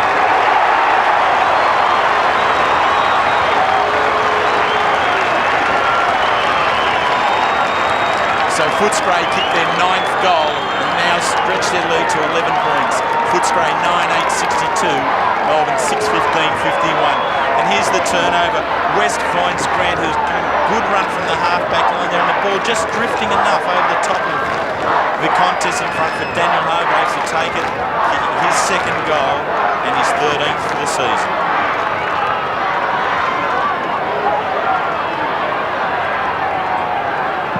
Fine and sunny conditions at last in Melbourne for the showdown between 7th and 8th. Will Footscray belt away in the last quarter like they did in round 4. West, Grigich can't mark. Good hand pass comes out wide. Jason Watts just offline or behind. He's had 2 shots for goal for 2 behinds. Played most of his footy in defence. Footscray with a bit of a break. The momentum with the Bulldogs at the moment. They lead by 12 points. And the kick in. Finds Lamprell. He took the place of Matthew Phoebe in the selected side. Here's Uze. He's beaten to it by Quill. Footscray getting on top here. Quill in towards half forward. Cowell, the big fist away. Here's Glenn Lovett, but a holding the man decision against Cowell. He can't believe it. He's arguing with the umpire. A free kick to Collinor. The umpire's adjudicated that Darren Cowell pulled Stephen Coleman backwards after the contest had been done, so the holding decision was awarded. So Steve Collinor from 55 metres out to the right and out in the full. So it'll be a Melbourne kick. The game's not over yet. It's Melbourne have kept coming at Footscray all day. As we see Gaspar to the half-back area. Wind is there. Primke is there also. Here's Scott West to Liberatore. Libber on the left. Hooks it back towards half forward. The pack develops. It's no mark. Here's Cowell. Glenn Lovett. Oh, he got the hand pass into Brett Lovett. Lovett at half back sprints clear. They want a goal, Melbourne. Here's Grant. Thumped away. Back it comes towards Hopgood. He gets in a hand pass. Griffin is there. He races after it on the left foot. He gets it, bends it back in the direction of Nicholson, who we saw getting a needle in his knee at 3/4 time, and he puts it to the line. Yes, and just as well most of the crowd couldn't see the needle going into the knee, otherwise they'd have been carrying most of us out. Oh. Neats number 9, beaten for it by West, the rover. Kick by West to half forward. Collinor, he interfered. Melbourne free kick to Darren Cowell. Scott West has been very good in the opening part of this final quarter. 2 centre bounce clearances. He's been able to link up Footscray through the centre. Footscray 63, Melbourne 51, and just under 13 and a half minutes remaining in this game. Melbourne players saying, kick it long, but he doesn't want to. He goes in short and wide, and Glenn Lovett takes the mark. kick by Lovett in the direction of Steins, and he's got another one, Jim Steins. What a game. 10 marks and coming up for 26 disposals. You don't expect that from a man who came from Ireland and Gaelic football and stands about 6'6". He kicked it like a Gaelic footballer and he's given it straight up to the opposition, Griffin. Well, Neil Martin won't like this. An uncontested mark on the forward line at a vital time. It's just not good enough. Here's Wine. No mark. Has he paid the mark or not? He's paying the advantage. Is he Liberatore? Centre wing. Cowell versus Collinor. Here's Hopgood. Now Obst. Melbourne still fighting hard. Obst kicks it wide. He's looking for Steins. It's still in play. Glenn Lovett. Glenn Lovett looking for Neitz. Neitz working hard down there. Brett Lovett is dragged off the football. It's a free kick. Brett Lovett is at 50. It was kicked away. This will be 50 metres. Oh, what a vital. It was kicked away. I think it was Costa or Smith. I think it was Costa. He kicked the ball away and the umpire had no hesitation in paying the 50. We'll see it here. Now the free kick has been awarded. The whistle's clearly gone. Kim Costa unfortunately kept going with it. That could Costa the side. Well, if he kicks this goal, Drew, they'll only be a goal down. Oh, it's been a funny old game, this one. Two very even sides. Brett Lovett, goals. 6 points, the Bulldogs lead. They won't lay down, the Melbourne side. They've continued to come back at all times. And even here, the contest just still exists. And that's what's important in the game of football. It's never over until the final siren goes, so to speak. And all players are giving their all here. This is a very important game for both sides. 7th and 8th on the ladder, being threatened somewhat by other clubs coming up from below. A win here is important to both sides. Footscray ahead of Melbourne on the ladder by virtue of their draw against Collingwood, and Melbourne under threat. But they're coming back, the Demons. Dyson couldn't get a clear possession. Steins applying the tackle. Umpire said there's a free kick in there, and it's a free kick to go to Footscray against Steins, to Watts. Kick by Watts to the 50. Hargraves, it clears him. Quill is there. Socket away by Uze. Good chase between the two of them. Ball still in for Peter Quill. Uze's got him. And now Osborne takes the ball out of bounds. Oh, really good contest. He's got some class, that young kid, hasn't he? Sure has. Came from Shepparton and still just 17. One of the youngest players in the competition. Half forward for the Bulldogs. They lead. Oh, Scott Wine in midair. Kicks it, landed right on the white line. Oh, Maradona, look out. What agility. He's already kicked the goal from a snap earlier in the game from roving a contest, and now he's throwing his legs around again. So Jimmy Steins, oh, that was clever. On to Steve Phoebe. Brett Lovett. Oh, he's mucking around with the ball. Seacamp caught. Loses the ball in the tackle. Collinor. Hargraves. Cowell. Oh, this is good stuff now. Cowell, the centre wing. Adamuze flies. Oh, it's knocked on beautifully. It's Quill. It was Johnson who knocked it on initially, and then Peter Quill, with under pressure, puts it out in the full. Under 11 minutes left. 63 Footscray, 57 Melbourne. One straight kick the difference. Dyson has it. Over centre wing. Line well up the ground. Magnificent mark, Brad Johnson. Holding the line. Free kick. Well, that was unlucky to Johnson, who did nothing wrong and took the mark. Free kick to line. The Melbourne skipper thumps it long. Neitz is there. And a good mark was taken just on the ground by Doyle. And forward pocket. It's come unstuck. Ellen has it. Shane Ellen. Played 4 games in 93 and playing just his 7th in his career. The kick by Ellen. Uze didn't get first touch. Wine's got him with a good tackle. Holding the ball. Free kick, Scott Wine. Fair enough too. That was a good decision by the umpire. On to Johnson. Johnson, the half forward. Osborne's been taken out of the game by Seacamp. Grant worked hard. On to Osborne. Touches it on the ground. Does so again. He runs to 60. He ran a long way. Oh, that nearly holding the ball. No. Osborne. Oh, he brings it in. Magnificent play, Richard Osborne. Great goal. One of the goals of the season to Richard Osborne. Well, it's brought the house down. Fantastic play, Richard Osborne. He took them on and kicked an inspirational goal. He's on the ground. He's up. Grant feeds him and away he goes. One touch, two touch. Bridget provides one shepherd here. Obbs tries to buy the free kick. He keeps going. Gasper went low at the ankles. He's kept his balance all the way. Richard Osborne slots it. Excellent work. Back in the middle, and the Bulldogs lead by 2 goals after a magnificent goal by Osborne. They go forward again inside the 50. Collingwood can't take the mark. Melbourne need 3 goals to win. Gasper out of defence. Hopgood has been a fine player for the Demons, and Marks at halfback. Coming up for his 20th possession. Sensational, wasn't it? Well, could be just the one to break the back. I mean, that could be very disheartening and demoralising to the Melbourne side, the way Osborne took the ball some 70 metres to go. And he's hardly had a touch all day, and it was his first goal for the match. Big Ilya Grigic has come onto the ground and taken a mark. Centre wing. He kicks to half forward. Steve Phoebe under Hopgood. Hopgood races in. A little chip pass. He's looking for Steins, who looks very tired. No wonder. Onto Obst.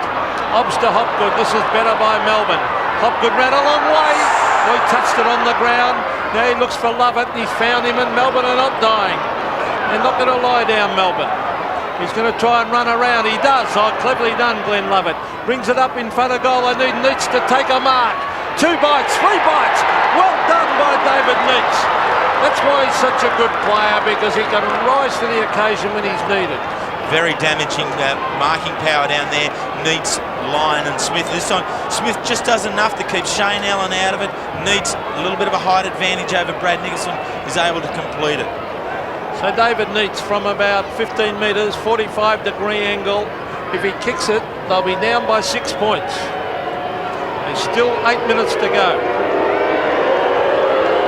David Neitz with the pressure on. He stabs, and I'd say this is a goal. Yet no, he's missed. Well, the way he sprinted back, I thought the body language said a goal, but I was wrong. Well, Melbourne have missed so many chances. Here they are trailing by 11 points, and they've kicked 7 goals, 16. They probably should be in front. Certainly should be in front. Johnson towards the outer side. Mammoth distance with that kick, with a mark to Sean Smith. Slides the hand pass away to Brett Lovett. Kicked by Lovett. On the bounce to Steins, I thought. Yes, play on. The umpire, John Harvey, agreed with me, and he's going to ball it up about 45 metres from goal.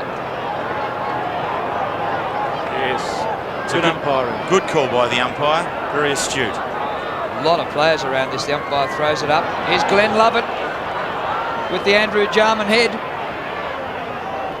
And it's taken over the line here by Nicholson for a throw in about 10 metres around from the behind post. So a goal here to Melbourne to make it interesting, as we see Steins. Oh, he's got it, Jimmy Steins. Left foot was touched off the boot. Here's Nicholson going to the line and just bounces it inside before it rolls over. But Melbourne have been like a little doggy, snapping at the heels all day, haven't they, Terry? Yeah, just unable to really nail it home when they've had the opportunities. 7-16, it really argues against them being able to win the game. Wynd wins this one, but straight back into a pack. Footscray led by 11 points at quarter time. Lost the lead in the second quarter, but led by 14 points at half time and by 4 points at the last change. And at the moment, the margin is 11 points. So it's been that sort of a game. About 2 kicks has been the margin, the biggest margin all day. Neitz tried a big one there, but missed it. Just out of bounds again. So it's not very pretty, but the stakes are very high. If Melbourne lose this, which would be their second loss in a row, they're going to let the opposition on the ladder from behind in with a chance. So half forward flank, almost forward pocket. Oh, Neitz flew over the back. Bad play. I think he's given away a free kick here to Wine in the back, and Neitz is saying to the umpire, well, I jumped with my knee. I think he might have got a little bit of hands in the back as well. Wine onto Smith. Smith touching it on the ground. He's going to try and drive it out of the danger zone. A one-on-one contest. Uze, he is a class player. He read that beautifully. On to Seacamp. Seacamp. Oh, there's no one there for Melbourne at half forward. And Smith comes across to take the mark. Their forward line's let them down today. Well, David Schwartz would make a big difference to this side. Here's Sean Smith, who is a goal-kicking option for the Demons, but he's a long way up the ground near the wing. Grigic gets level. Osman's got it. This is goal-kicking territory for Aussie. He goes the short pass to centre wing. It's overrun by Costa, and now out of bounds off Phoebe for a throw-in. There's Sean Smith so far up the ground, and Gary Lyons about 60 metres from goal. You wonder where a Melbourne goal will come from. They need a couple to win the game. Here's Seacamp. Oh, nearly holding the ball in. He was tackled and put that ball on the ground. I don't think he got a handball in. He was a bit lucky, Marcus Seacamp, but he stuck to his task pretty well on Osman. Osman kicked the goal of the game about 5 minutes ago, a ripper. So the ball will be thrown in on centre wing. With the margin, 11 points. They need a quick goal because we're getting close to the 5 minute to go mark.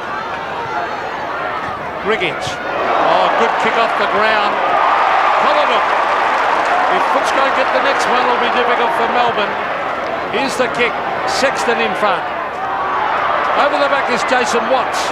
On the left boot. He fires in a goal. Hopgood races back, but it's through for a behind, but a handy one because now the margin's 12 points. Jason Watts has done so very well since coming on after half-time into the forward pocket. He's given a great degree of versatility, a good mark overhead, but also exceptional skills at ground level. There's Watts in less than half a game. 3 marks, 6 kicks, but he hasn't managed a goal yet. 12 points the difference as Cowell kicks in, with 5 minutes left on the clock at the Western Oval. There's Watts again. Hopgood's been good for the Demons, but his kick is out of bounds on the full. Steve Colliniuk to take the free. Kick and a half to goal from there. Keeps it low, only for Steve Phoebe, and marks on his chest and plays on. Time running out for the Demons, they can still pinch it. Lyon might have been ridden in the back. No free kick against Grant. Grant might finish up with it. West gives it over the top to Grant, who did well to tackle Lyon and follow up, go forward. Chris Grant on centre wing. 4.5 minutes of play left. Melbourne need 2 goals to level the scores. Oh, this is good play to Grigic. They've created the loose man. Grigic gets on with it quickly, and he's found Sexton. Sexton will have to kick from 55 metres, so the distance, a bit of a doubt, I would think. He's slowing it down. I think he's been watching Paul Salmon. He's been very good today, Ben Sexton. He's only played 2 senior games out of the last 15, but has now kicked 3 goals here in a very good display of forward line work. Well, he's kicked 3 and he's lining up for his 4th. The distance probably a slight doubt. Oh, he's given it a decent old roost. He'll land up in the square. That might be a goal. It is now. I think it's a goal to Sexton. Yes! A huge kick by Ben Sexton. What a goal. And how... I'd say that's the match winner. Oh, without doubt. Oh, that's the nail in the coffin. The previous goal from Richard Osman was the match winner for mine. Ben Sexton has done a very good job today. Came in to replace Danny Southern, but not used in defence, been placed in the forward line all day, and has now returned 4 goals. 1 in the first, 2 in the second, and now 1 in the fourth. Old Footscray heading for their 6th victory in 7 matches. What a comeback after their slump when they lost 6 in a row at one stage. Wine gets the hand pass out. Steins, umpire Harvey pays a free kick to Footscray, and it's to be taken by Nigel Kellett. 3.5 minutes to go, and it's a 3-goal lead to the Bulldogs. Just about a repeat of their match in round 4 when it was nip and tuck at the last change, and Footscray went away in the last quarter to win by 24 points then. Might be exactly the same today if they get 1 more. Here's a high tackle and a Melbourne free kick to be taken by Seacamp. He comes out wide. Costa still going very hard at it. It comes to Cowell.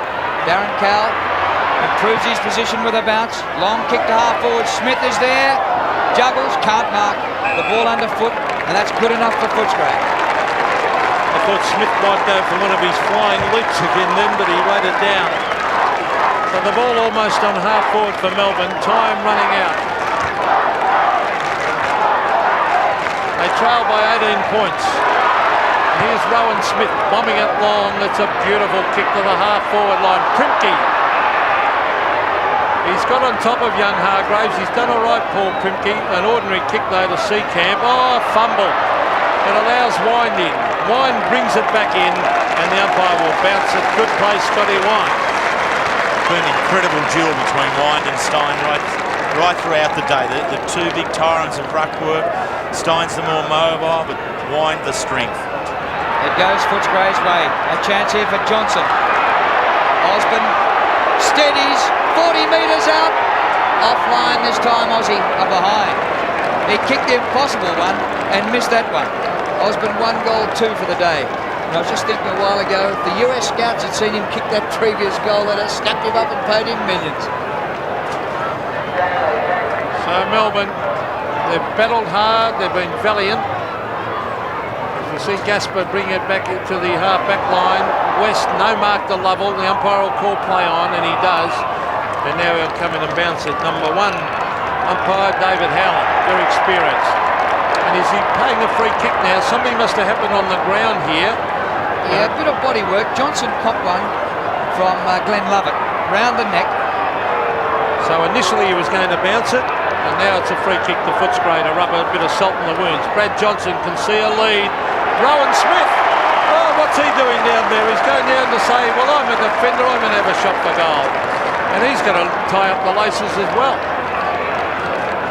Well, it's not unforeign territory to Rowan Smith having a shot at goal. Started the year on the half-forward flank, and in rounds 2 and 3 kicked 2 goals in each of those. Now playing at halfback. And what a player he's been at halfback. He's been able to generate a lot of run. His work today with Kim Costa and Nigel Kellett certainly has been a springboard of many of Footscray's attacks. One of the quickest players in the competition. Rowan Smith will kick from 30 metres, slight angle, to really rub salt into the wounds of the Demons as he lays back on this kick. And I think he's missed it to the right. He has. But Footscray safe. It's been a pretty even game, though. A good, hard-fought contest. Fancy, Melbourne defeated Footscray last year in the first semi-final by 79 points. Gary Lyon kicked 10 goals in 3 quarters. And now Footscray have beaten them twice this year. Phoebe. Steins is there for another mark. His stats are incredible. 11 marks, and he's coming up for 29 possessions. Andy Lovell. In the last minute, just inside the line is Hopgood. Might call it the Paul Hopgood wing. Had plenty of it out there today. Lyon flew over the pack. Neats.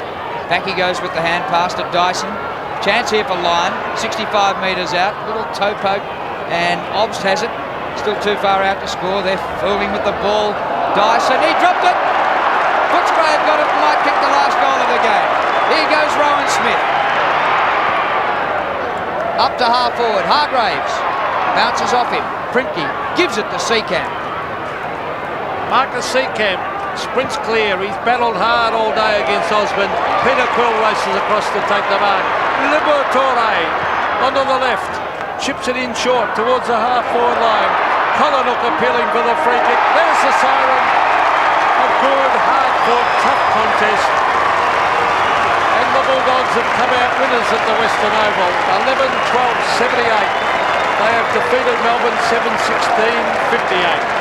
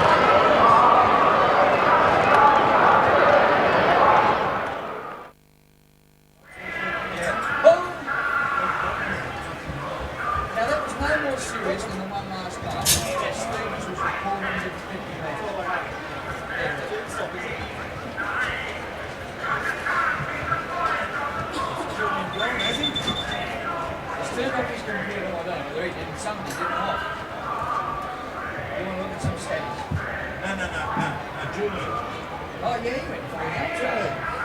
Oh, the kid's kicked across the ground instead of going for goal. Oh, it's come off the ball.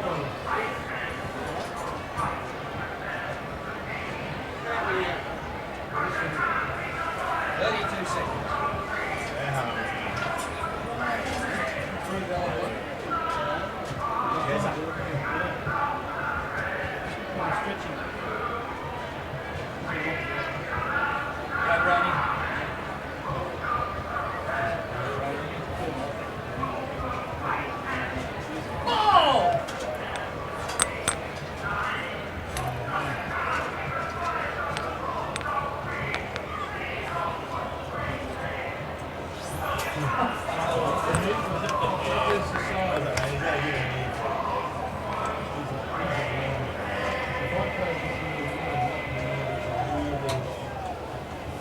Getting inside, we're annoying.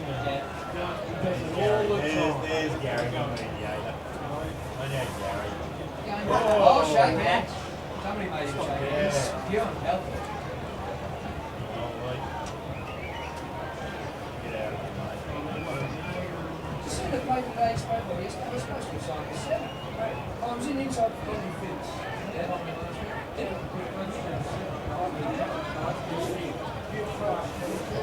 Inside for he has signed this next year. Right? Sorry, what? What, you want us to work? We're off air. Oh, okay, good. You can go home. Okay, Cam's still there. We're there, are we? No, I was only joking. Squad's well, mates? Yes? Yeah, come on. Where did you go? I think, and Drew, I think difference. Yeah, what? Yes, I'm only holding this bit there. I put them both. Yeah, what? I'm only holding the bit.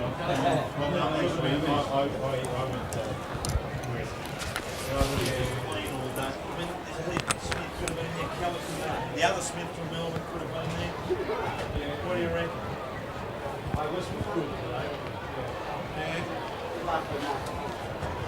Who did you give the 3 to? Stein? Yeah, so we had to be Steins had to be VHS. Yeah, I reckon. 77,000 at the MCG. What? Which was 18,000 less than last time. Hawthorn's been beat. You're joking. Yep. So what? Nice, you'll ring up tomorrow too? By 6 points. That's right. Gary.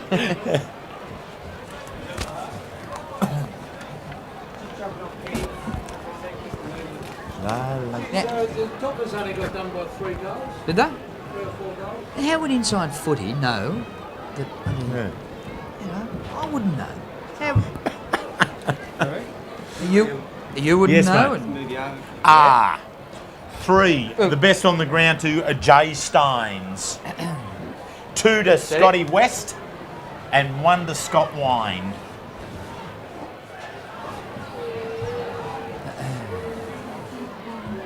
Yeah, mate. Yep. Perfect. This is a big gap between us. Some places you've got to be cozy. Yeah. Are you happy with the big gap, boys? Theory. Okay. Oh, those stats are back now. That way, just about that much.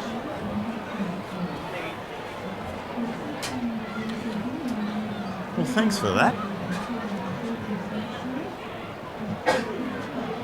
Yes.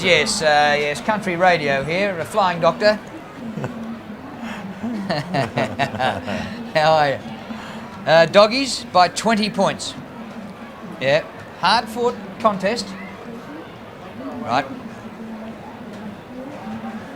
Last quarter. So are you throwing to highlights again?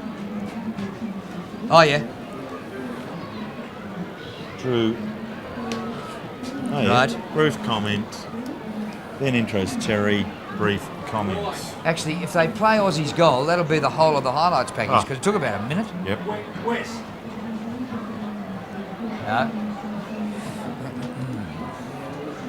Crackers gave 3 to West and 2 to Steins. Good on you, Crackers. We know footy. It's always better when someone else is giving votes around yours at least.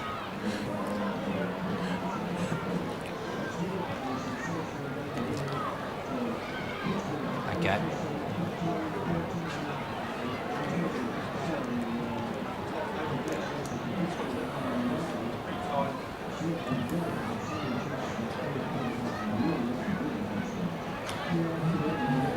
Geez, that's a venue and a half, isn't it? Oh, That isn't it sun stand. fantastic?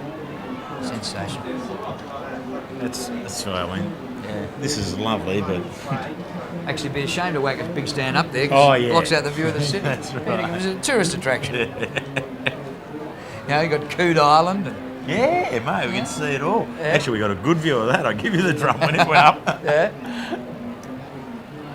Well, I was at home that day in East Melbourne. Yeah. Hadn't heard any news, didn't know what was going on, but I saw this dirty great smoke cloud, and there's bits of soot falling. I'm thinking, what the hell's going on here?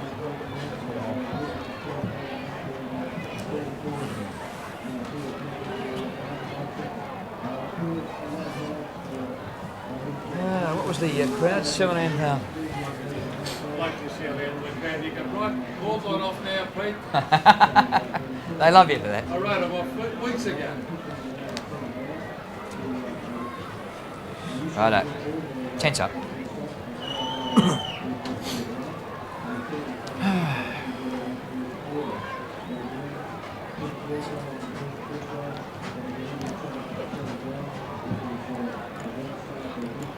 Some stuff. Here we go.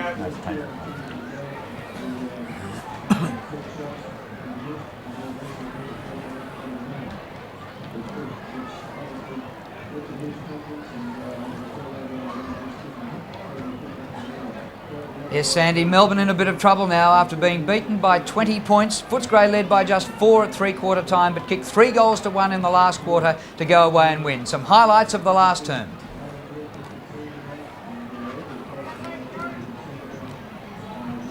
Here it is.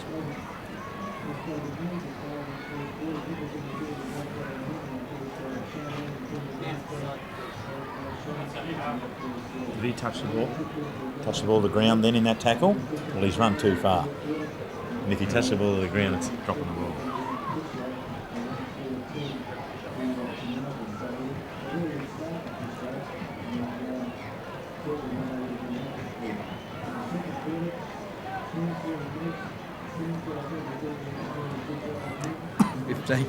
Fifteen.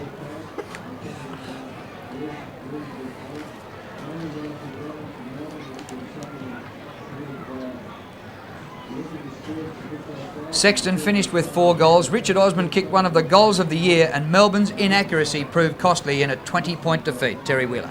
Yeah, 7-16, Drew, certainly wasn't what they wanted to be able to get that game going for them. Melbourne really did make a bit of a surge at it, but in the end, Footscray really balanced themselves well. Scotty West played very well in the centre, but the highlight of the game was the 2 big men. Both Steins and Wine were excellent, both for their sides. So defeat for Melbourne, and they start to be in a bit of trouble with 3 rounds to go before the final. Sandy?